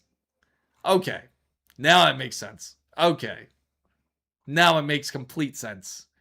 It's definitely, I gotta say, I don't think it was, it's safe to assume it's not the motherboards. Seeing who it's by, yes. That is the reason. It was single digits for me today. Oh man. The funny thing is I actually wore some wool socks because I felt like it was that cold. I wore wool socks and I had I had 2 shirts on and a hoodie. And I also I had to make sure to stay warm. And I had the heat on too in the car. CS Squad glutes tights while tweaking. I tried to find it. That looks like isn't it? Doesn't it? Look at that. Come on, look at that power there, guys. Prime example. I'm gonna be. You know what though? It's going to get cold in the desert, so I'm gonna. It was a good. It's good weather to get familiarized with the cold because the body gets pretty damn cold too. But it's not only on memory, and also yes, that is correct. And also soon it's going to be GPUs as well. Take a look at that tornado right there. I mean, doesn't that just ask for power? And then if you let's read this real quick, guys. Let's read this together. The fan continues, right? It sounds bad already. The fan continues to run for 60 seconds after shutting down. This avoids hotspots, removes remaining waste heat, and ensures complete system cooling. Oh man, that's sketchy. Extremely silent, but the fan has a delay mode on there, so when you do put it to sleep, it will run for 1 minute, but I promise you it's silent. So, but it's the PS, yeah, it does. It looks like they grabbed some of MSI's PSUs and kind of rebuilt them. Actually, that Pre-built Area 51 looks cool. That's what I'm curious about. That Area 51 pre-built. I will look that up, Alda. I'm definitely going to look that up. So let's read. So what do you think? It's very, so the SSD scams are existent. So they do exist. I've proved it actually on lives here, where if you go onto any website such as, like, say you go into AliExpress or Temu, they will sell Samsung 980 or 990 drives. They look like it, but they're technically not truly a 990 drive, which actually we could breeze over it real quick too, as well, as I do want to explain that out there for everybody that does purchase a SSD. You have to be mindful if you are purchasing anything used in the PC market, especially when it comes to things such as SSDs. So, but at least there's not do a black for it. Or is it Hawk to it? Thank you for sharing. Yeah, I could click on it too. Awesome. So I'll click on it. Oh, that's it. So this is it here. Huh. That is nifty looking. Let me bring it up here on the browsing side. Let's see. Let me lock all this other stuff up so I don't move anything. There we go. Nope. Let me see right here. There we go. Now you guys can see it. There. But that's it. The Elegant Area 51 gaming PC. That actually looks pretty dope. Yeah, when you see Alibaba at Samsung, yes, do not buy it. We will talk about, like, what their drives look like. Okay, I just want to read this real quick because I think it's pretty hilarious. Because it has high power output, multiple protections. I like how they emphasize multiple protections. Soundless fan. Soundless fan, right? Modular cables. So it's soundless. So it promises, let's see what the decibel rating is. Because I'm just curious about it. It's got to have some sort of decibel rating here on sound. So let's go down. Where is it at? They show sound waves, but they're not showing the decibel rating, guys. we will find it though. That doesn't look sketchy at all, right, guys? Right here. Here we go. Specifications. Oh man, I'm just laughing Phoenix reading at Dixon this. Subscribe to the channel. Thank you for subscribing. Now, guys, now, all jokes aside, do not buy a sketchy power supply, especially if you're building a expensive PC.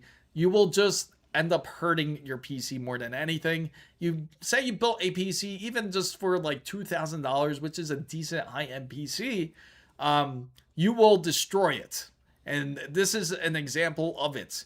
He probably damaged not just the CPU, but I'm pretty sure he damaged the motherboard. He's lucky not more got damaged along the way. So you don't want to spend $2,000 because you don't want to spend $50 or $60 more on a decent PSU. So just purchase a decent PSU and you will be grateful because that PSU will last you at least will last you through the life of the PC usually. If you ever have to upgrade it, then it's more so because you ended up getting more of, say, like the lower grade one, but at least you know it won't short out your PC like how this did. It shorted out the processor and gave a bit too much power to it. So, Samsung. So I even got ads on YouTube for one, and them 16 terabyte drives for 80 euros, a very trustworthy, and an advertisement there, 8 terabytes standing on PC. Oh, oh really? Oh wow, that's sketchy. I can't believe YouTube is advertising false advertisements such as that. But again, it's everywhere, and let's go. We'll go on Temu in a bit too, as well, and we'll take a look here. But it does okay, just to emphasize, just to go back on the specifications, it is very important for everybody. Now, just mind you, I'm just being sarcastic here. The box is a colorful box. It has to be. It has to be a colorful box. Otherwise, it's no good. If you get a PSU, it is very important that the box is colorful. So, okay. Like if they put this into the specifications, I automatically assume this is just trash. The fan is 12 centimeters? What?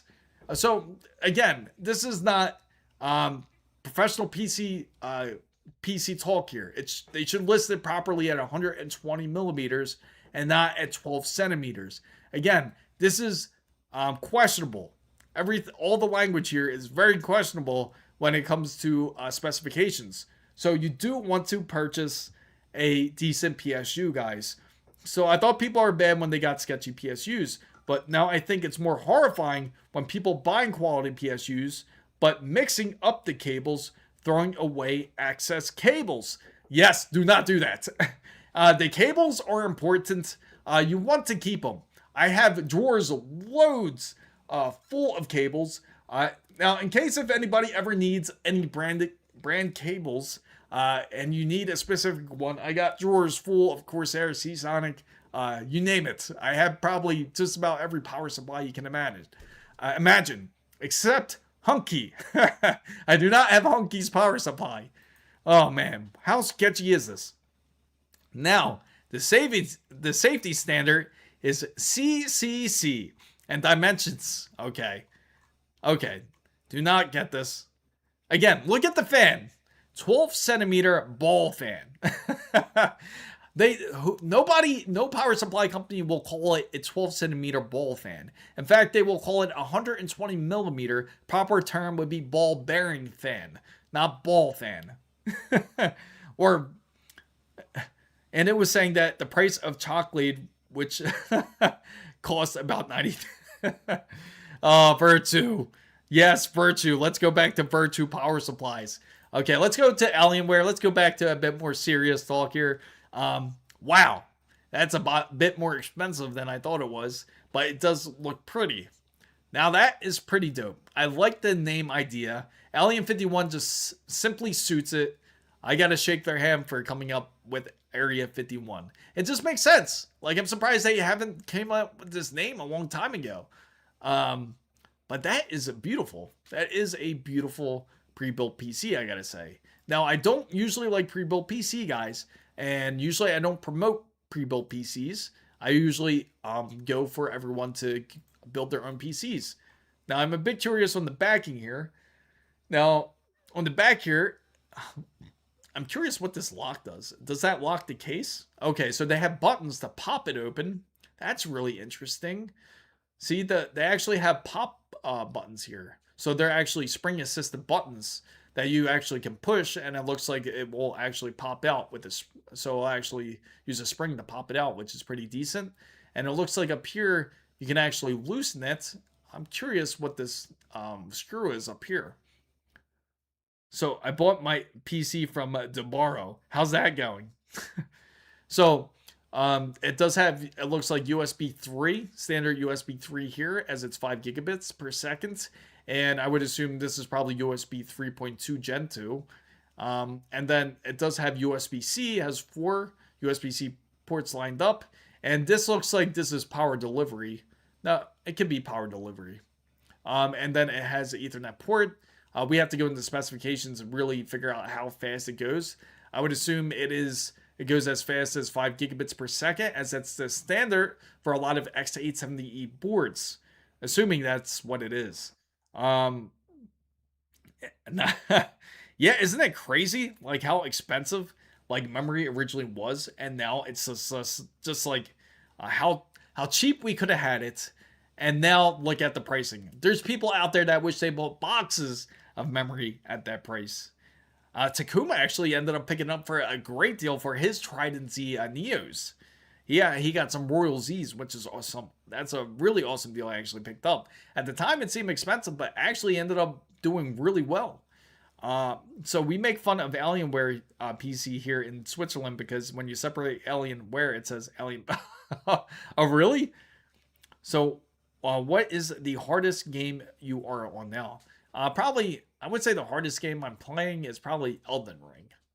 But I haven't got to go back on it because I'm still stuck on that skin. I think it's the skin god or skin reaper. I forget what you call him. But I'm still in that cave. I still haven't beat him yet. I haven't gone back to it. But that was the game I was currently playing. I got to get back to him and beat his ass. Yes, still Elden Ring. And I know Lee can agree. So I'm so glad that I went DDR5 and I've upgraded to DDR3. Yes, that's right. That's the way to go. It's now retro tech. So it does have its 3 display ports, and it does have HDMI 2.1, and you do have your Wi-Fi and your Bluetooth power supply down here. And it does look like, I think, okay, so from looking at this, I bet this is a dust filter. It probably slides out if you unscrew it. So if you unscrew this, it probably slides out into a dust filter. Now the front of it, kind of reminds me of, I have to say, it kind of reminds me of those Mac PCs, like the way the front looks. It does have the USB-C, like it almost has, it looks better though than the Mac systems, because the Mac systems look a bit more like a cheese grater in my opinion. Happy New Year's, King Claus. Didn't touch the DDR4 due to, yes. And the thing is, it still holds value. Crazy enough that I was looking at to expand my DDR4 actually on this build, and because it's only at 64 gigabytes, and that's like nothing for a Threadripper.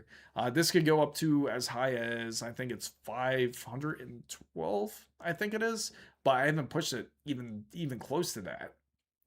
It is a decent case.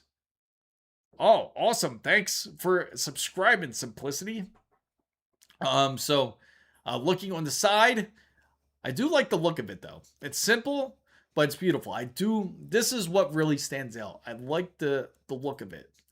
Now looking at the motherboard, I'm assuming, let's see, 1, 2, 3. Okay, so I'm looking at the screws the way they are, and I'm trying to see if it is an ATX size. And from the looks of it, it does look ATX, so if anyone wanted to, they can probably swap it out if you wanted a case like this. But it does look ATX. And it does have, let's see, let's look a bit closer here. Now, what throws me off here is this. Now, this is throwing me off here. I'm looking at it. I'm looking for the ATX cable. I'm assuming, is that the ATX cable? And it has multiple ports to that motherboard. So it's a very unique motherboard here. That's obviously going to be USB-C here. And down here on the bottom, now you have, of course, you have your typical cables, your USB cables, your SATA cables. Huh. Very interesting setup, I gotta say, for the most part. And it looks like they got the drive on the bottom here. That's what certainly stands out as well. I messaged Corsair because they don't have it available. Let me know what they say. Because Corsair has been sending out some fake lighting kits out there, unfortunately. I'm curious to see what they say. It happened twice, in fact, that I've seen. And I thought it was a bad move. Holding on to hardware for a future build would be a bit cheaper. True, the stroke was caused by... Oh, that is a smart move, Matthew. You made a smart move. Anybody that purchased RAM in the early stages, that's a great move because, I mean, I stacked up on much RAM as I could. I still got to get one more kit. But even though I got all crucial kits, I am happy for what I have. It's on its way to my skybox at my awesome. And it will come to Trinidad and Tobago. Great. So now taking a look at Temu. If we take a look at Temu and we look for SSDs here, so this is a big issue. Let's see if we get the wonderful Temu wheel of a choice here. See if we can get the score in SSD, right? A Samsung, say 9100. See if they have it. Looks like they got rid of that wheel. I guess there was too much controversy behind it. Colorful has a new 9600 mega transfers. Oh yeah, do they? I wonder who their DRAM manufacturer is, out of curiosity. I do know that I bet they are going to come heavy. Take a look at the recent searches here. All right, so let's take a look at Samsung M.2 drives. That's what we will look up. You might be, but you're going to get... Yes, that is right, Waffle Skater. That is completely correct. I think I would get something out of it, but I might not. So legit, I opened my YouTube and you came up, and my feed is that. Oh, I'm glad that it is certainly enjoying it, Chevs. Now let's take a look here. We have a Samsung 9100 SSD. Now, again, that seems like pretty much normal pricing for the most part. That is the pricing for it. No, it's not, because this says storage 1 terabyte.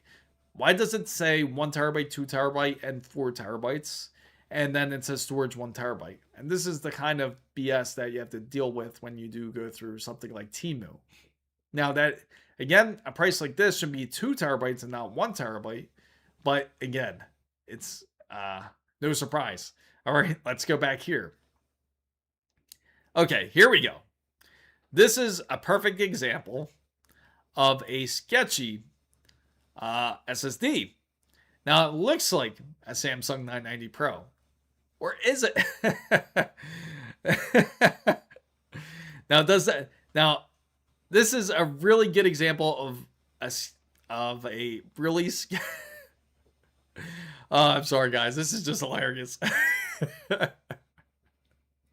Take a look, guys. 990 Pro. Where's the Samsung at? Samsung usually loves their name, so they will plaster it everywhere they could. But, and of course, this is not it. This is 100% not a great purchase to go ahead to go through. And this is a good example of why you should not purchase something off of Temu. Because, again, this is not a NVMe that you're looking for. And I guarantee you, when you get it, it's not going to be anywhere near to the storage it tells you. There's been cases out there that... I like that, Waffle Skater. Even Helen Keller said that's a total fraud. Yeah. So... oh, that's too funny. So, if anyone does make a purchase with this, it might say 1 terabyte, but you might end up with 1 megabyte. And this is a very common occurrence that happens when people end up purchasing a fake NVMe. It might even look like when you put it in your system, they can actually make it look like it says like 1 or 2 terabytes. It might look like it. But as soon as you store something in there, something that is, say, 120 gigabytes, just a random number out there, you just put something that's 120 gigabytes into that drive, it won't even accept it. It'll say capacity is full.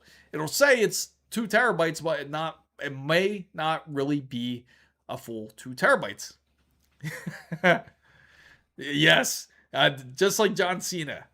I ordered a Senseway 27-inch monitor. No, I have not. That is a very interesting choice. No, I am not. You won't make me look it up, though. I am curious. Is it? I'm assuming Temu. Let's look on Temu. Senseway 27. Let's take a look. KTC, Xiaomi. Let's see. Golfolk. Some crazy names here. AOC. Kato. Maine. They even got Maine. 212 Maine. What the hell is 212 Maine? No. Okay. We'll try looking up on Google instead, because it's not on Temu. I went with the 240 hertz. Yeah, it sounds like a sketchy brand. Oh, not this. Senseway 27 inches. Okay. I bet it's from the name. It sounds sketchy. 300 hertz for $194. It has 4.4 stars of a review. Now, it is a 2.5K display for anyone looking for it. Yes. And that's where exactly I found it, is right on Amazon. Hey, my cats love their... Oh, do they really? They got... Oh, that's funny. Yeah, it kind of... Let's take a look at it. It does look like... What does that look like to you? What does that design look like to you right there? I want to see if anybody guesses this too. It looks kind of similar to a brand I'm thinking of here. Man, look at yes. The real question is, Sansui, are they going to be at CES? G9 42-inch G9. That'd be.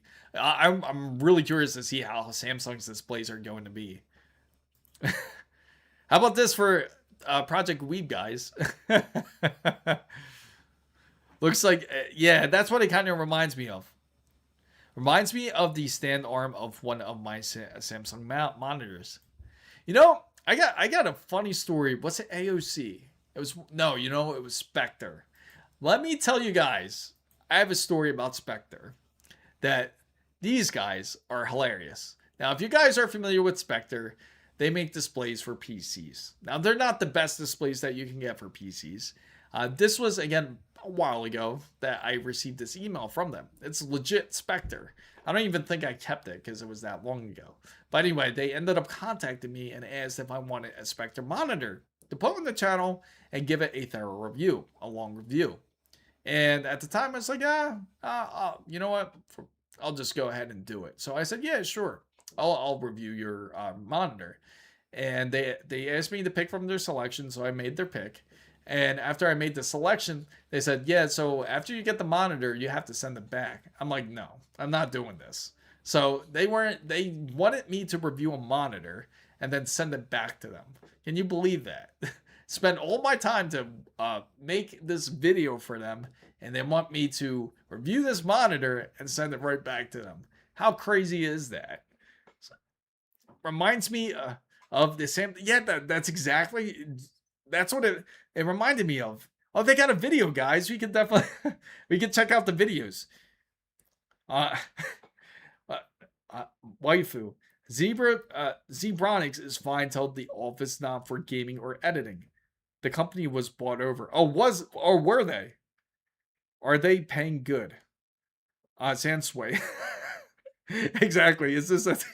I know, it's crazy. Here we go. This guy called Newman Unboxing, I guess he got this on Sway monitor here, guys. Let's see. And they're opening the monitor. I can already see the box looks sketchy. Okay. Premium protection, they said. 12 months warranty. They give you the display cable. I don't know about... You see that? Okay. All right, let's go back here, guys. You see that display adapter? That's a big no-no. You know why? You know, that is going to be a trash monitor. The reason being is because anything that you see like this, when it comes with a display, they should have a power supply, not an adapter. So if you do get a monitor, do not get something like this. This is guaranteed to end up breaking over time. That monitor is going to break. That is that. So do not get this monitor. Cancel it. Do yourself a favor. That is no good. That is not a good monitor. Oh, really? Yeah. You have Sansui in your local electronics store. Because you can't plug in 12 months. Oh, well, you're the rule. Yeah, it should be at least the minimum. Like any good monitor company, any good display company will give you a 3-year warranty at the minimum.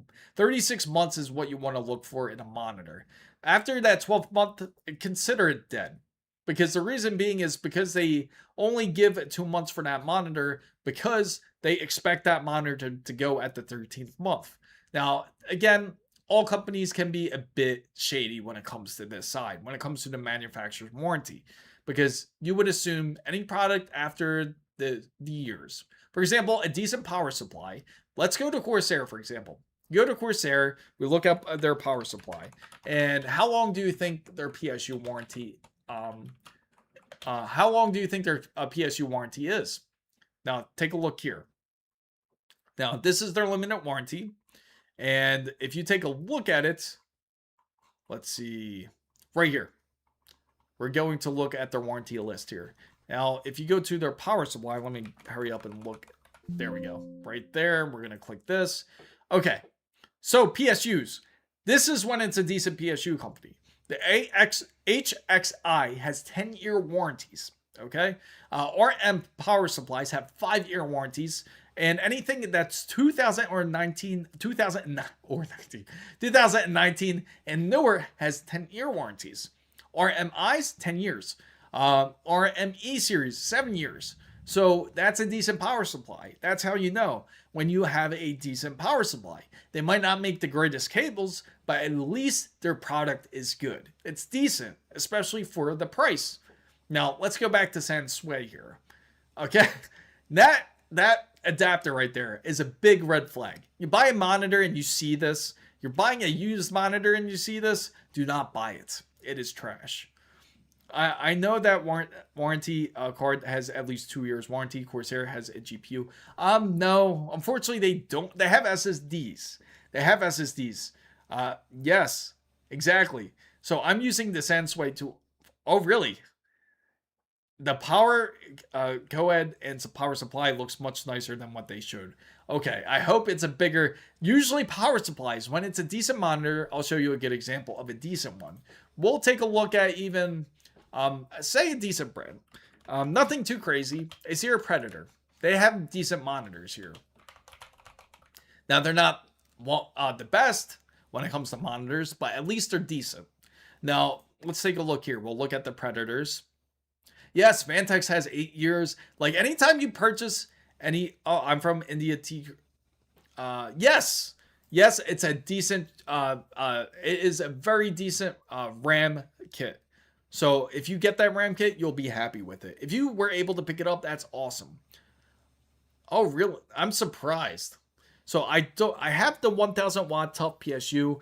They are good, Venix, because the reason why they also use Seasonic to help create the power supplies for ASUS. So technically, when you do buy an ASUS power supply, you're buying an ASUS power supply. I mean, you're buying a Seasonic power supply. So you are going to make out on it. Okay, so at least we have Sorry Officer. He can claim by it. Now, let me see. Let's see if we can see. Now it has me curious at looking at the power supply here. Here we go. Let me see some sort of unboxing here. Let's see. This is more of seeing the monitor. Setup was a breeze. Nope, we don't care for that. Let's go to the realistic photos here. Okay, so that's the display port. I want to see the full unboxing here. Let's see. I get that. Let's see. No, they don't have it. Well, a decent power supply. Well, actually, a decent power supply would look similar to, if you're familiar with how a laptop charger looks like. It's going to have a brick typically with it. It might not be the largest brick, but they should have a brick. That's where the power supply should have the heat. Reason why it's not good to have a monitor such as that, like ones with the plugs just like that, is because all the heat is going to dissipate into the monitor, and eventually it's going to get damaged because of it. I never see Vantex in Germany. Really? They're pretty big, I would think. Mine has a power cord with a regular grounded power cord with a transformer mid cable. That sounds a bit more normal.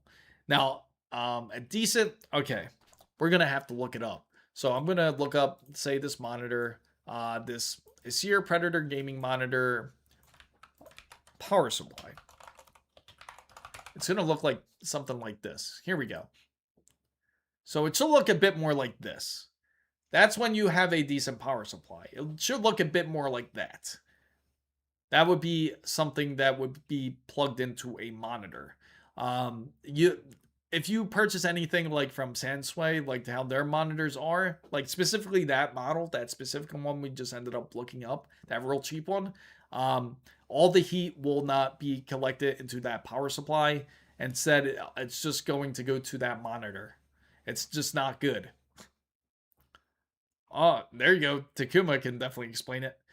So, again, let's look up Sansui. Maybe they have a better line. Let's look for a more expensive version. Maybe their more higher end version has a better one. Because maybe it's that specific model. It seems like this is their more expensive one. But let's take a look at their store and see if we find anything decent there. And okay, this is their store. Okay, we're gonna go to their gaming side. Okay, so let's look for their high-end one here. And their highest end one that they do have, I see is 300 hertz. That's the one we just looked at though. Maybe it's a different monitor. Let's try looking at this ultra wide. We'll look at this ultra wide. Okay, so that makes sense then. So that one that they showed is completely different. Yes, so which one between those two? If you're to pick between those two, I would say go with, honestly, it doesn't matter. As long as if they're both 6,000 megahertz. Because they're both going to be using the SK Hynix. At that point, it's going to be like a preference. Which one would you prefer to have in your PC? Hazards subscribe to the channel. Thank you for subscribing.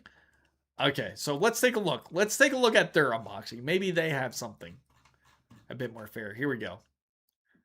Hey, I'm here with a simple and fast review of the Sansui 34-inch ultra-wide curved gaming monitor. We're going to open it up. We're going to show you what it looks like. I think it's supposed to be called Sansui, not Sansui. So as we get the box open, there's a number of different parts and pieces. Obviously, you're going to have your stand and your boards, all that stuff. So we're just going to get this out of the box and start putting it together. Yes, that's what mine has. Happy New Year's! Night cloudy. Wait, you probably can't. Okay, we get it's curved. There you go. That's a more decent power supply. I have no idea what they were showing here. Like a typical laptop cable.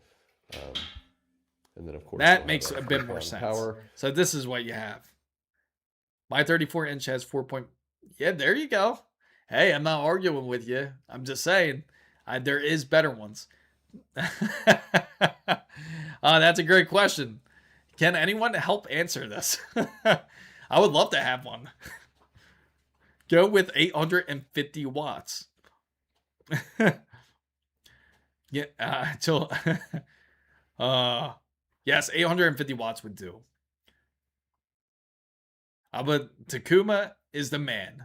He will definitely hear him out on that. Step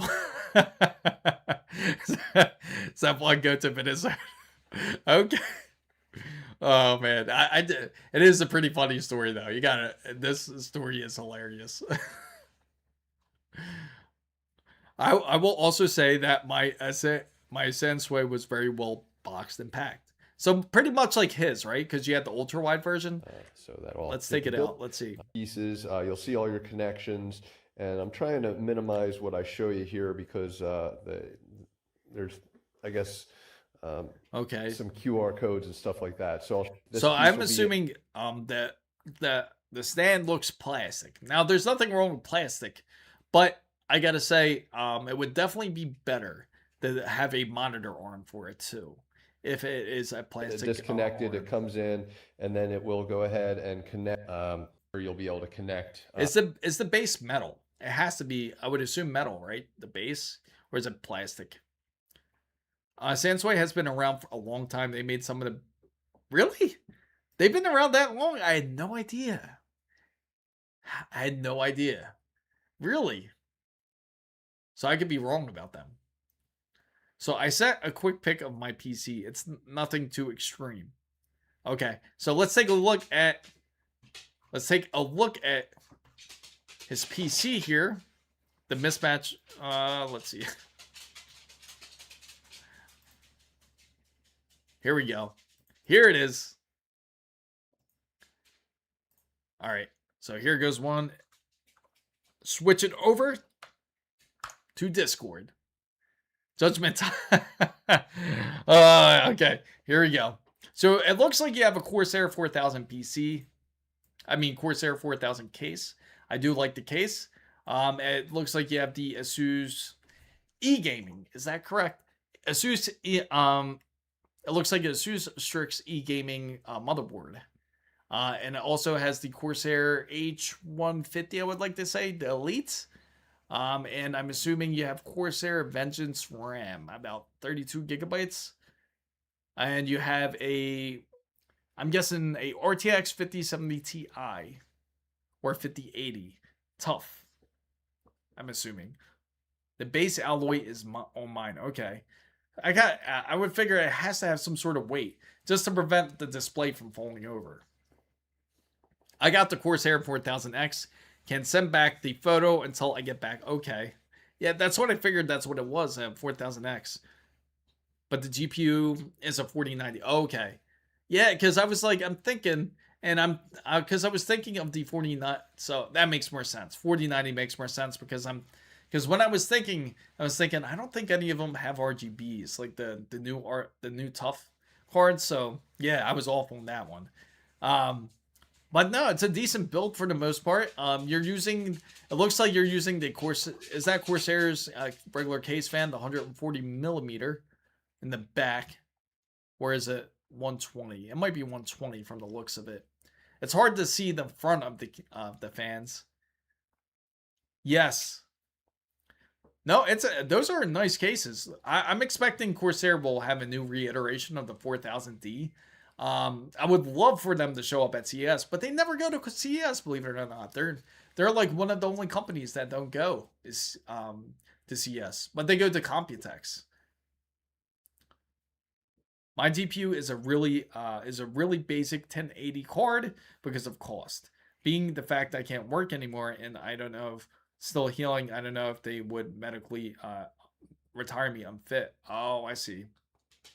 If that's the case, I know that's a bit rough because all GTX cards, I know that NVIDIA has decided to stop doing updates on anything that's in the GTX series. So getting an RTX card would certainly definitely help you out, I know, in the near future, but it depends on the type of games you also play. So if you play games like Counter-Strike 2, for example, then it wouldn't be as necessary. But if you're playing more demanding games, like such as Unreal Engine 5 games, or if you're playing games that are a bit more modern, of course, then it would require a bit more power to those cards. So MSI lighting the new big monster in the GPU market. I did end up getting that's actually a decent card, the 6600 Challenger. It's funny because I know somebody that actually has a 6800 XT. He loves that card too. He's had that for a while. Wish I had 2 more of those RAM sticks. It has the potential for 1440. Yes, it does. What type of games do you play, Simplicity? Out of curiosity, what type of games do you play? Let's go back over to the browser here. And but yeah, it's not a bad PC. That's actually decent. I like the colors of it. And again, 4090 is still a beast. If anyone has a 4090, hold that card dearly with your life. I wish I never sold mine. I actually wish I kept it. It's a great card. Great card to have. It has a potential for a... So, yeah, let us know the type of games you play. So, again, some people attest to this. I can be wrong about the monitor. Would love to put it head-to-head. Sansway up against, like, another monitor. Of course, it might be great for a budget monitor out there. For something that's 240 hertz, 1340. I'm just really curious how it competes wise. I'm curious about the color accuracy. I'm curious about a lot of things about this monitor. But so far, it seems like nobody has any complaints about it, so that's a good thing. Fortnite Fishing Simulator 2G. Oh, yeah. So you don't really require too much, nothing too crazy. Ark Survival, yeah, you don't really need as much of a demand. It's more so if you require games such as like TPM 2.0, as that's more a bigger, like when it comes to things like say Battlefield, which has to do a bit more with a more up-to-date system. That's a big problem when it comes to anybody that wants to play games like Battlefield 6 or Black Ops 7, and expect that to happen a bit more in more modern games for sure. And you know what game I haven't got to play back? I really want to play is Arc Raiders. That's a game I've been dying to play. I only got to play it once on the stream. 4090 held well because of the kind of sad of the 5080 specs. So I have a 5700 XT. I took it apart and repasted it and made sure the thermal pads were good. I'm planning to build with it for older games like Uncharted 4. Awesome. I play Cyberpunk 2077, Blender, Unreal Engine 5, and Substance, and WoW. Okay, that's not too bad of a mix though. So the hardest game you're really throwing at it, really. So you're throwing quite a bit at it, actually. The amount of people who sold their 4090s for cheap, I feel bad for them. Everybody who thought that they were going to get a 5090 upgrade and sold their cards like for $800 or $900, just imagine how terrible they feel. They must really be kicking themselves. I'm glad I didn't sell it for that cheap, but it was, I think I ended up selling mines. I sold mines as a whole build. So it came with the 4090. I sold it with the 7950 X3D. So it was a very decent PC. And I sold it, I felt like, at a very fair price. Because, again, I'm just selling it just to make sure somebody else out there gets it for a fair price. I ended up selling it for $2,500, I think. Yeah, $2,500 for the whole PC build. Let's see. Arc Raiders. You want to play Arc Raiders, Lee? Wish I would know and bought a 4090. But right now, the price is crazy. It just seems like it's just an upward spiral. Again, prices are not stagnating when it comes to RAM. We can easily go over to Micro Center and we can take a look at a RAM kit right now, and I bet it's going up again. My friend does the streaming aspect, but his system... Oh, wow, that's insane. So you got Arc Raiders. Oh, yeah, we got to do it. We all got to play Arc Raiders, Lee. Waffle Skater at 380. Let's take a look. Is it 380? Maybe 250 at the lowest is my guess. All right, let's take a look. We're going to look at, say, CL36. Really basic RAM. We're not looking at a kit together. So let's take a look. CL36. All right, really basic kit. You ready, guys? Okay, so the lowest that they have is $369.99, and that's for CL36, guys. 460. So it's been holding. Now it's been holding pretty steady. Corsair Vengeance went up like $10. So it was originally like 406, but that went up $10. Freaking Corsair, man. He's partner on both green and purple. Oh, that's pretty dope. Okay, drop the PC in Discord battle stations. Awesome. Well, definitely. I followed your tutorial for the installation. It was... Oh, nope. I'm glad you found it very useful. Thank you for watching it. Let's take a look at... Real quick, we'll take a look at Darkstyle's PC. We'll take a look on Discord here. And on battle stations. Oh, that's pretty dope looking. I can't wait to share this one. This one's a nice one. This one's really nice. I like the style. I love the colors. We're going to bring it up here. So he used a height Y70 case here. Obviously has that wonderful display. It looks like a Ventus GPU, I would assume. Like, it's hard for me to see the motherboard, so I can't really see it. But it looks like an ASUS board because of the heat spreaders up on the plate up on the top. It looks like for your VRM. No, maybe it's MSI, actually. Maybe it's more closer to MSI. It's really hard to tell with the dark colors. You use Seasonic power supply, I would assume. And Lian Lee fans. Let's see.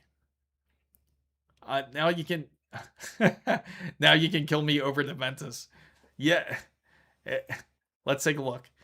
Y70, 9950 X3D, MSI Ventus, yeah, 5090, 64 Corsair Dominator DDR5. It has two Samsung 990 Pros, 4 terabytes, MSI Carbon, Lian Lee Edge 1300. Okay, that was close.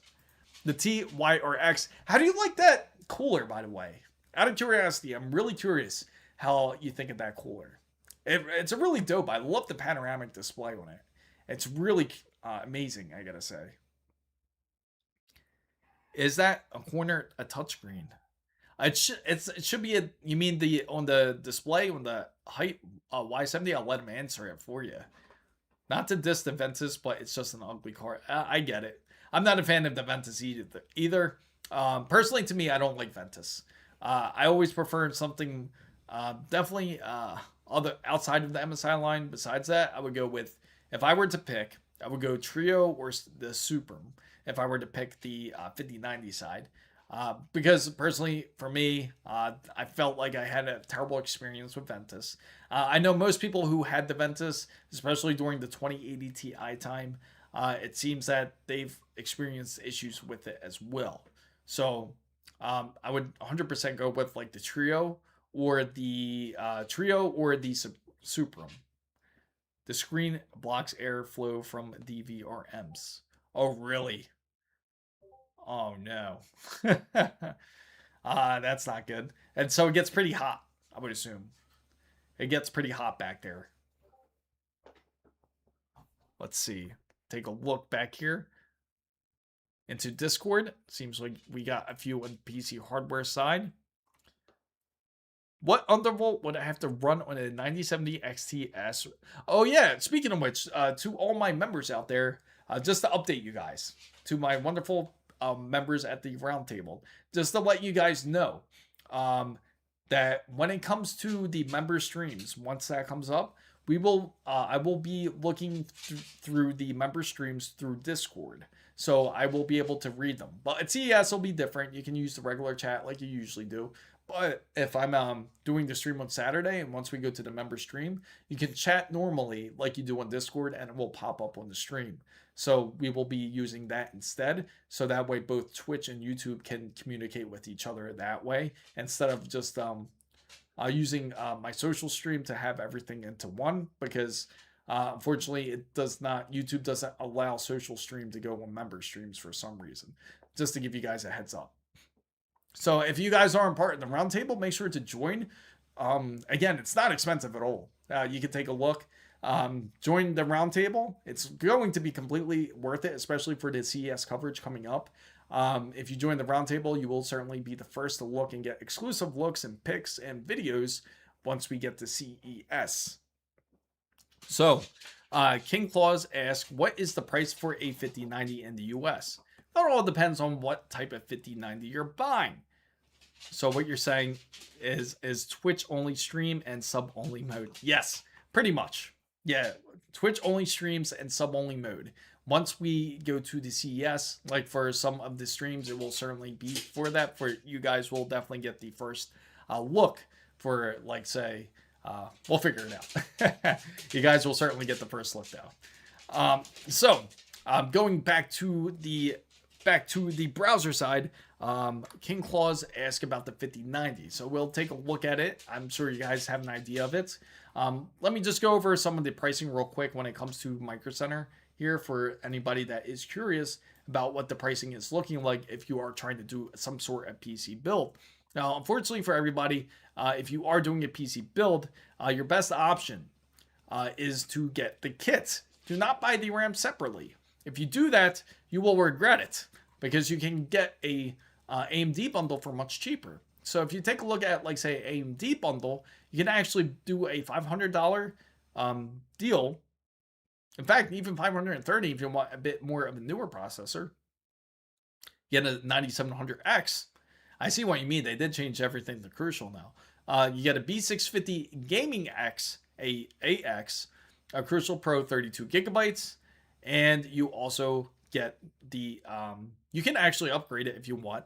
If you don't want this one, you can actually upgrade to the Ice Edition if you want. If you upgrade to the Ice Edition, it's an extra, say, $20. Now, for you guys that aren't fans of, say, Gigabytes boards, you can get the, say, the 7800X 3D. You can get the ASUS B650E Tough. Now, if you get this motherboard, you can get the upgraded version, which is the X870E, which allows you much more capabilities and much more lanes when you are using this motherboard. So you're upset. So you're upset. Alda says Europe 5090, 2800, 2900 is the cheapest ones. Now, thank you. Dark Style Tech is now following. Oh, it's no problem. Dark Style, thank you for coming over on the Twitch side. I always appreciate my Twitch viewers and subbers.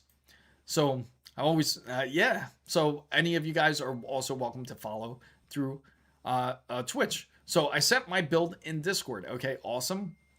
Let's take a look here. We are going to go to Discord real quick. and take a look at this. So we are going over to battle stations and take a look at this build here. So we have the height. Let me bring this up some so you guys can see it. Now, this is Red Devil's build. He has a height Y70 touch, X870E Wars Pro, 9800 X3D, 32 gigabytes, 4080 Arrow, and 4 terabytes of 990 Pro. Kraken Elite. I like the cooler is excellent. Anybody who's thinking of a Kraken cooler, it's a great one to get. I love Infinity fans, by the way. That is an awesome choice. I'm really excited for that. Oh, man, I love it. Is that Mortal Kombat you got up in the front, too? I'm assuming that's Mortal Kombat. If I'm correct. Correct me if I'm wrong. But that is quite beautiful. I do love that build. Let me see. The only thing that would kill anybody is probably the black cable. But again, that's nothing you can do about that.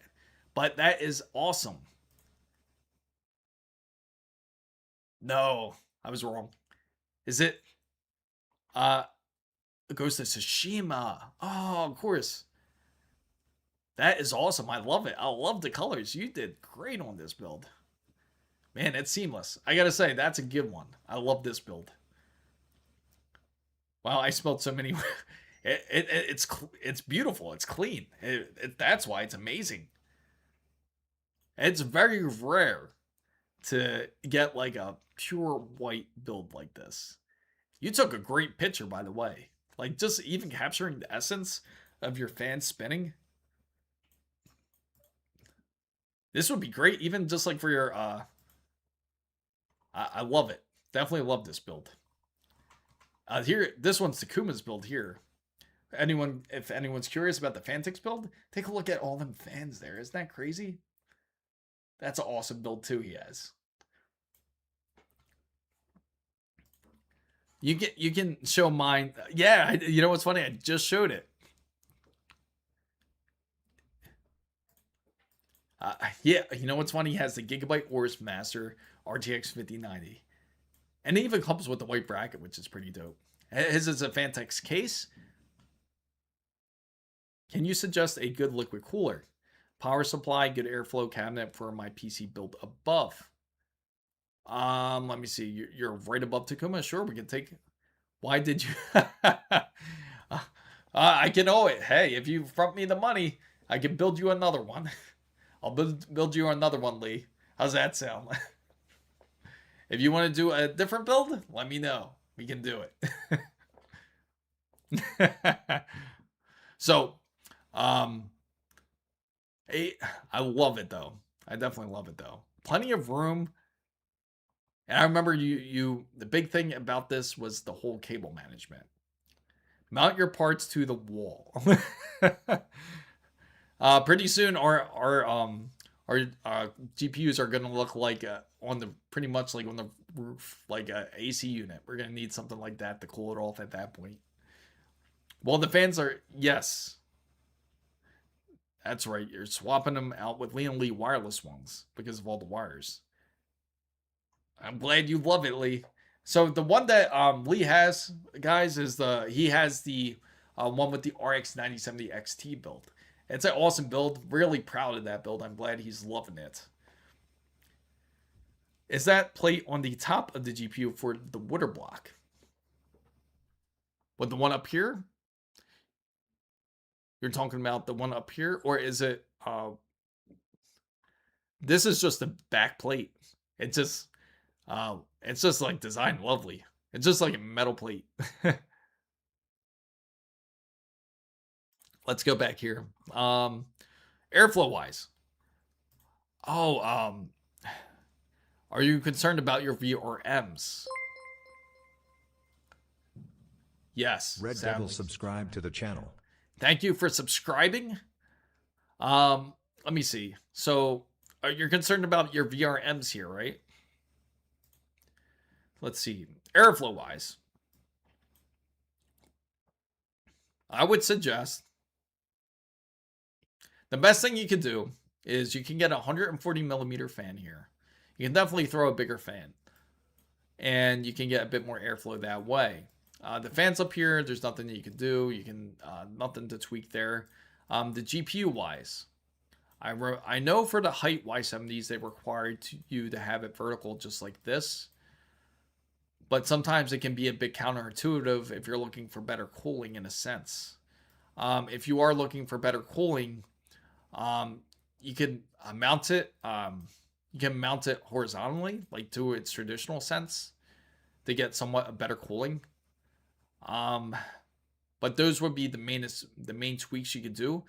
They also do have kits to where you can actually hook up to up here, like you could actually hook up to your like mini fans practically to your VRMs to dissipate heat as well. Like they look like little mini fans you can actually set there, and that can also help too. It can help push the airflow to the system.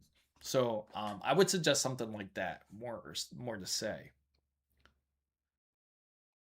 You know, as much for space as these height cases take up, there's never space. You know why? Because that's a big reason why they have to sit horizontally. Is that reason? They're not designed to sit vertically. They don't have the space for that. You could do it, but you would have to kind of modify it to that sense. But other than that, I do love your build.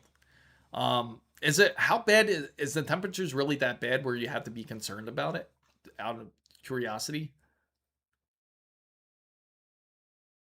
So how long do you think the price of RAM will stay up to 64 gigabytes for $800? Yeah, and the crazy thing, I think it's going to continue to remain, unfortunately, Anthony. The pricing for RAM is going to continue to hold for at least through 2026. Samsung has already made a killing off of it. They made so much of a killing that they're giving all their employees who were involved part of the semiconductor project, they're all giving them up to a 50% raise of their salary. So that just tells you that how much they've ended up selling.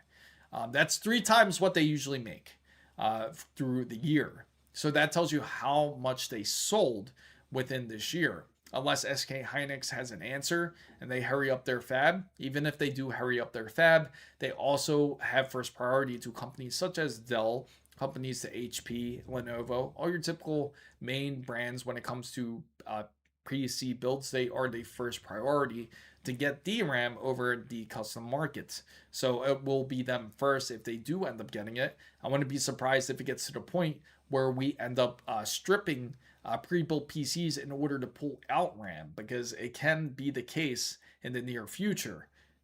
Just for them to sell those PCs, that people will end up stripping it.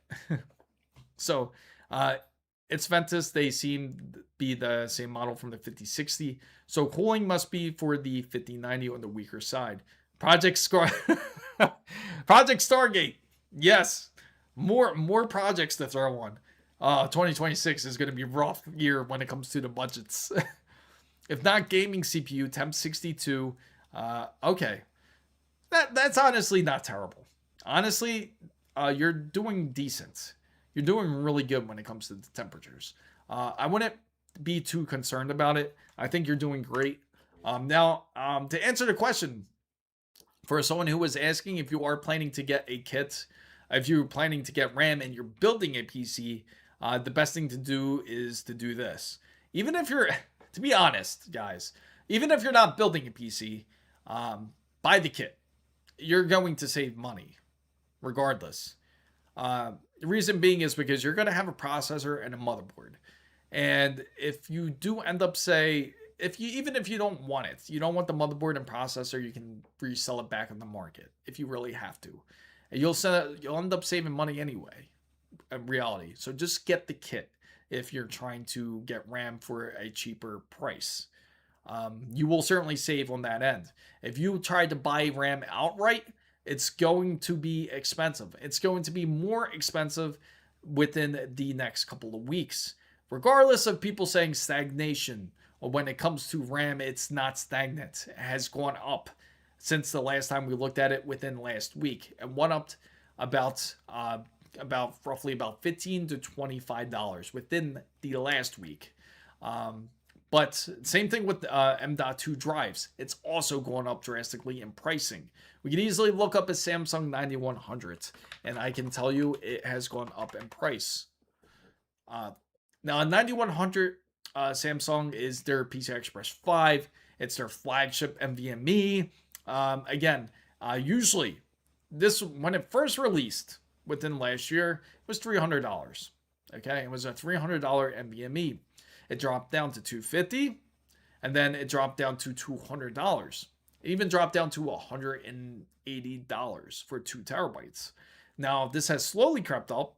It went from back up to 200 right after Black Friday, went up to 220 within the last couple of weeks, and then within this week, it's at 255. So things are going up, and it is not dropping. So, yes. Yes, unfortunately, it's gone up. And this will continue to go up because there is such limited supply when it comes to wafers. They could only print so much wafers. And the way like a wafer works, let me grab a wafer, for example. It's not a real wafer, but it's going to look something like this. They only print so much wafers. This one came from Intel, right? So they only can print so many of these. So, and when it comes to cutting these, right? What matters most, it's not like TSMC where they have a yield allowed. When it comes to Samsung and when it comes to SK Hynix, they have to cut it precisely. Because even if they make the wrong cut on a wafer, they have to throw the whole thing out practically. It's no good. So they have to be able to cut it precisely with no yield.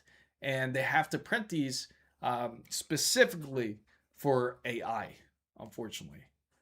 So that 4 yes, it would be wonderful to get that, right? A 4 terabyte NVMe. So Stephen Young subscribed to the channel. Thank you for subscribing, Stephen. But unfortunately, they have to cut these precisely to how it is. When it comes to something like this, they have to cut it exactly to its cut. So unfortunately, it's looking like they sold practically all. They sold all the wafers that they can make.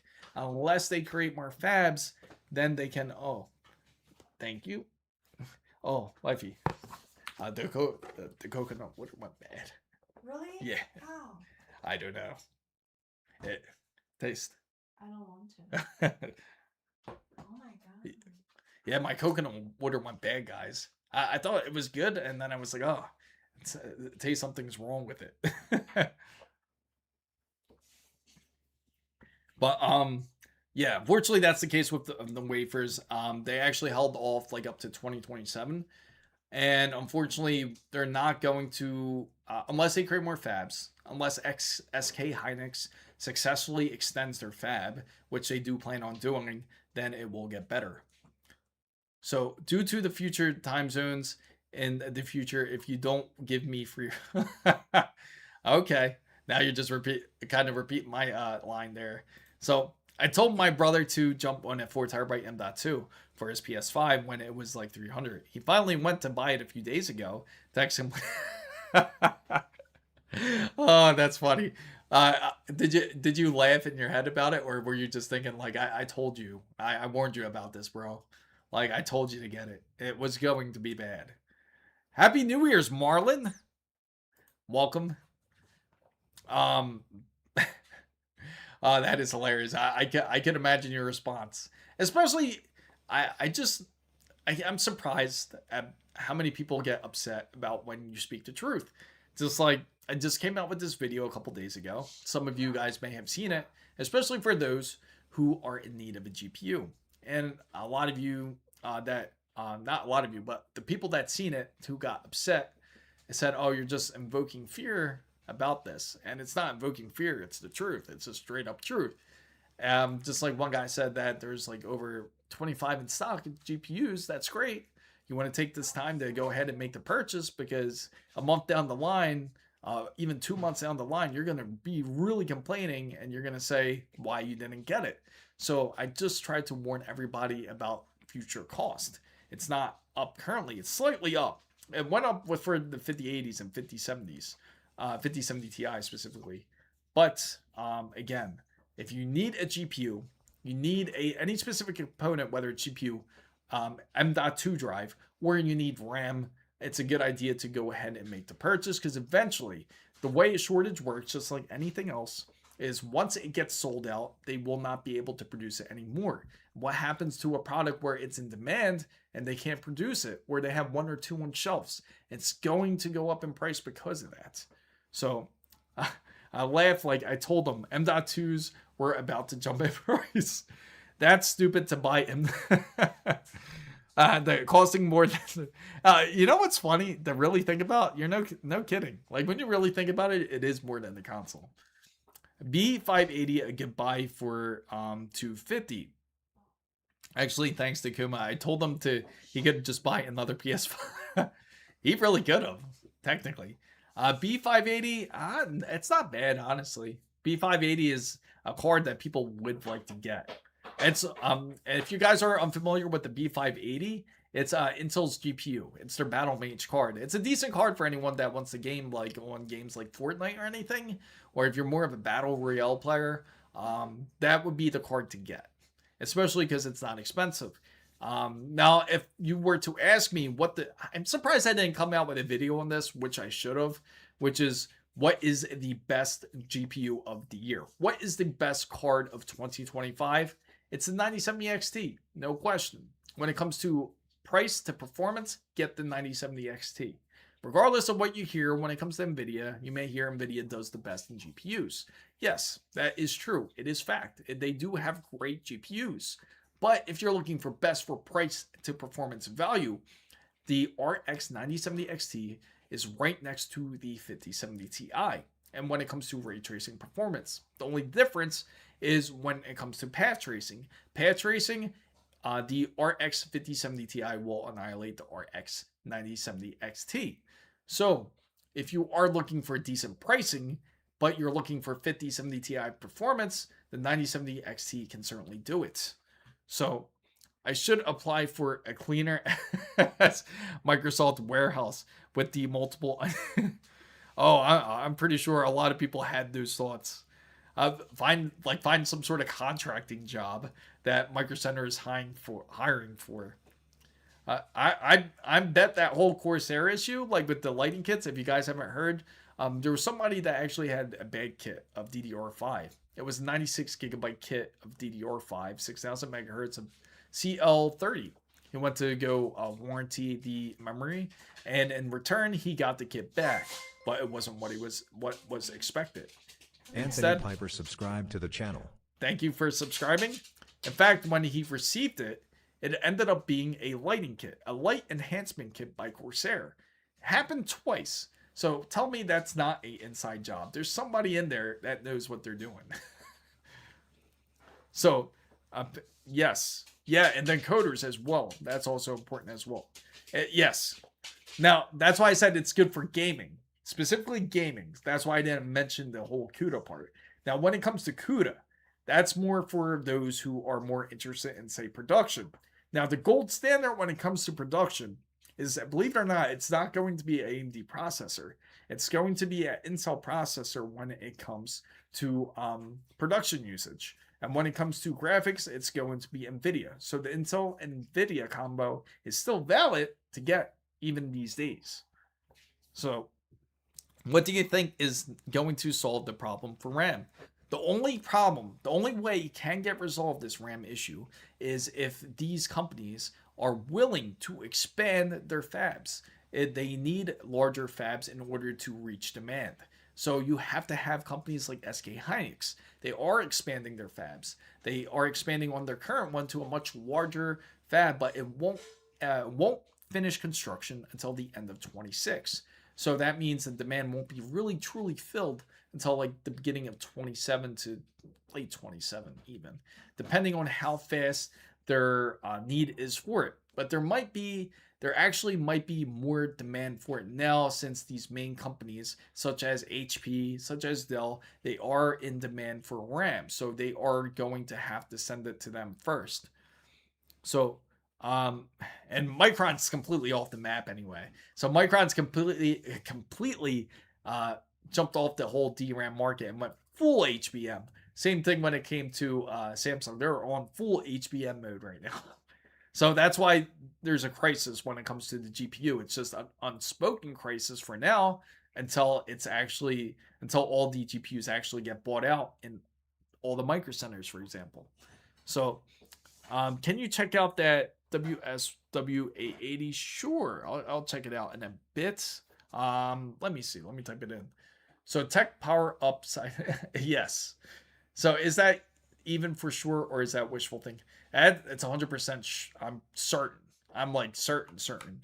Unless we see different in Computex, make sure you guys join the roundtable. Once again, it's funny. I've been saying this a lot now. Join the roundtable. Make sure you get the first here first when I'll arrive at not Computex. What am I saying? At CES. When I get to CES on January 4th, when I get there, we'll start. And the funny thing is that day, I actually have a Samsung event to go to that night. So I'll see if it has any relevancy for what's going on.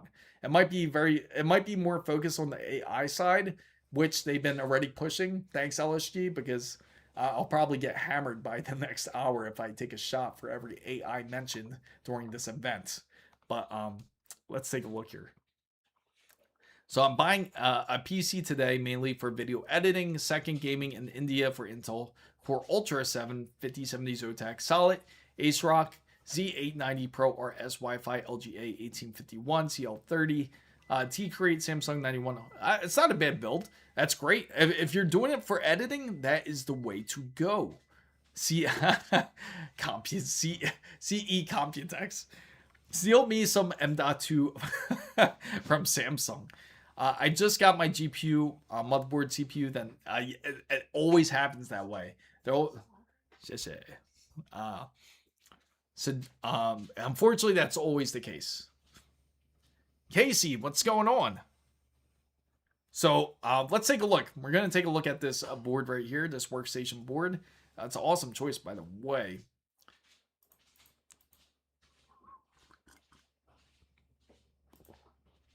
Okay. I'm really curious about this whole new. Let me see. Let me just go straight to tech specs here. What you think about Crucial's P3 Plus? It's not a bad SSD. In fact, that's what's in Lee's build. He actually has that. The Crucial P3 Plus for M.2 works great. Yeah, has no problems playing any game. Now most M.2s you can truly get away with. So make sure you can get away with it. Let's see. We are going to check this out. So the maximum you can get up to 256 gigabytes of DDR5. It's decent. Supports, okay, XMP. We know that. Thunderbolt 4. Now, I'm curious about the expansion slots here. Now, it has two PCI Express 5, 16 lanes. Same thing with PCI Express 4. It's not a bad setup. It's not too bad. It's pretty much nothing too crazy. It supports up to W880 chipset. I think it's good for what you're going to be doing with it. A Thunderbolt USB front USB. Let's see. Back panel. Internal. Yeah, it looks decent for the most part. Now I have to sleep. It's 2 hours past the New Year's. Thank you for sticking around, Takuma. Definitely appreciate it. It's kind of a lower high-end motherboard price for 285K. Yeah, I'm kind of thinking it's like pretty much like almost like it's a hybrid between like more of a workstation board and a regular motherboard. I'm pairing a Gigabyte B850M ORS Elite Wi-Fi 6E ICE with a 9070X. It's a great build. You'll be happy with it. That's actually a really awesome build. Content creation. Okay, if you're using it for content creation, I recommend a better processor for it. Instead of using it's a great processor to get. If you're a bit more on a tighter budget, I get it. But if you could do it, I would go 7950X. You don't have to get the extra D, just get the X. If you get the 7950X, it will satisfy your content creation needs, and you can also game well on it. If you have the extra money, of course, you could go extra D at that point, but I would say try the 7950X. So Simplicity Chef says, I bought my CPU and board from Micro Center Combo, paid $505, 9700X with MSI B650. Copa loves the build. He says, good build. That's awesome though. Like if anybody can get a combo, that's the way to go. Especially with how high pricing is for when it comes to RAM, when it comes to SSDs. Again, like it's much more expensive if you end up purchasing individually. It's harder for those who want to do, say, an upgrade.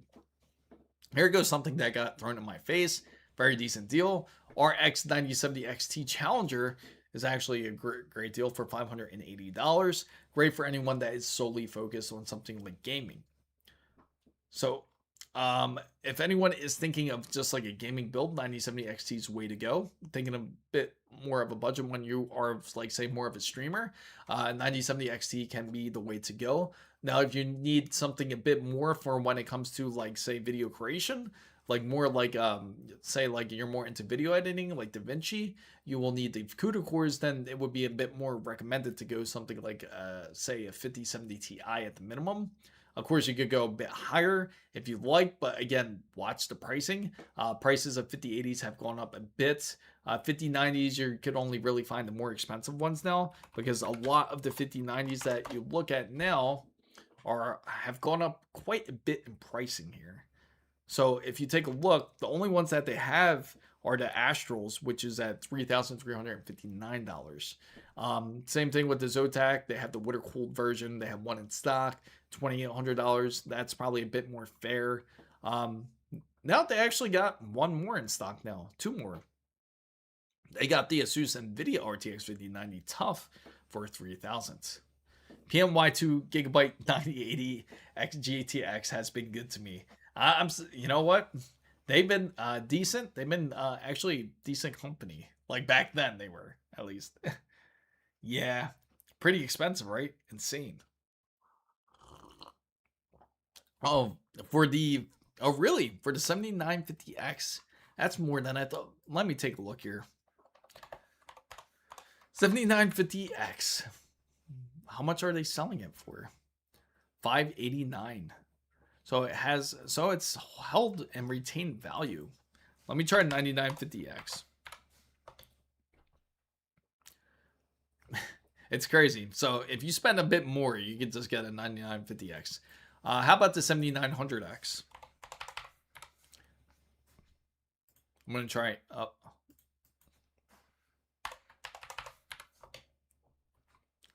$7,900X. That makes more sense. Just get the 7900X. Yeah, the 7950X makes no sense at that rate. Then get the 7950. Get the 7900X. That's a much better deal then.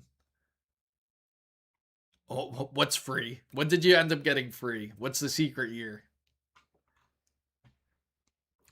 Or you could just go for the AMD bundles. If you haven't bought your bundles, take a look at them. My PC build budget in a few months back, including table and chair, $2,222.55, etc. But current scenario, yeah, it's insane. It's really bad. Like a lot of PCs have gone up intrinsically in value. Like if you look at, say, a 9900X, here you go. This is a decent kit for $650. You get the 9900X, you get MSI X870E motherboard, and you get RAM with it. So that's not a bad deal. Which bundle at Micro Center for the 98? Okay, so let's look. 9800 X3D. If I were to pick, so this is a great question that is posed. I would say I would go. This is the B650. Why would they put the B650 with it? Of course. That's why it's cheaper. Okay. So if you're a bit more tighter on the budget, go 729. I want to go for the B650E. I would go 729, get the X870E, take advantage of the motherboard. That's a better motherboard for sure. And then get the kit. So that's the one I would go with if you had to make the choice. What's the difference between the 7800 X3D? Because the difference is because the 7800 X3D has less cores. You're going to have 12 cores and you're going to have 12 cores and 24 threads compared to something like 16 cores and 32 threads. So it's better if you're using it more for the multitasking aspect. The X3D is more for like the gaming side. If you're looking more onto the like more of the production process here. I was looking, yes, MSI one's a decent one. That's why I would say MSI. Buy cheaper and wait for Zen 6, more cores and threads. And yeah, if you can wait for Zen 6. Zen 6 will be soon. In fact, in a few days. But FanBam guys, I have to get going. I thank everybody who has come into the stream. Happy New Year's to all of you, especially if it's been already across that point for your guys' nights. I will see you on my typical stream date on Saturdays. If you guys are unfamiliar with it, it's at 8 a.m. Saturday Eastern time. So I will see you then. And right after, the very next day, we're going to head over to CES. So happy New Year's and happy early New Year's for everybody, as I have to wait 4 more hours on my end. So happy New Year's to everybody out there, if it is your time. Thank you guys for tuning in and watching, and take care.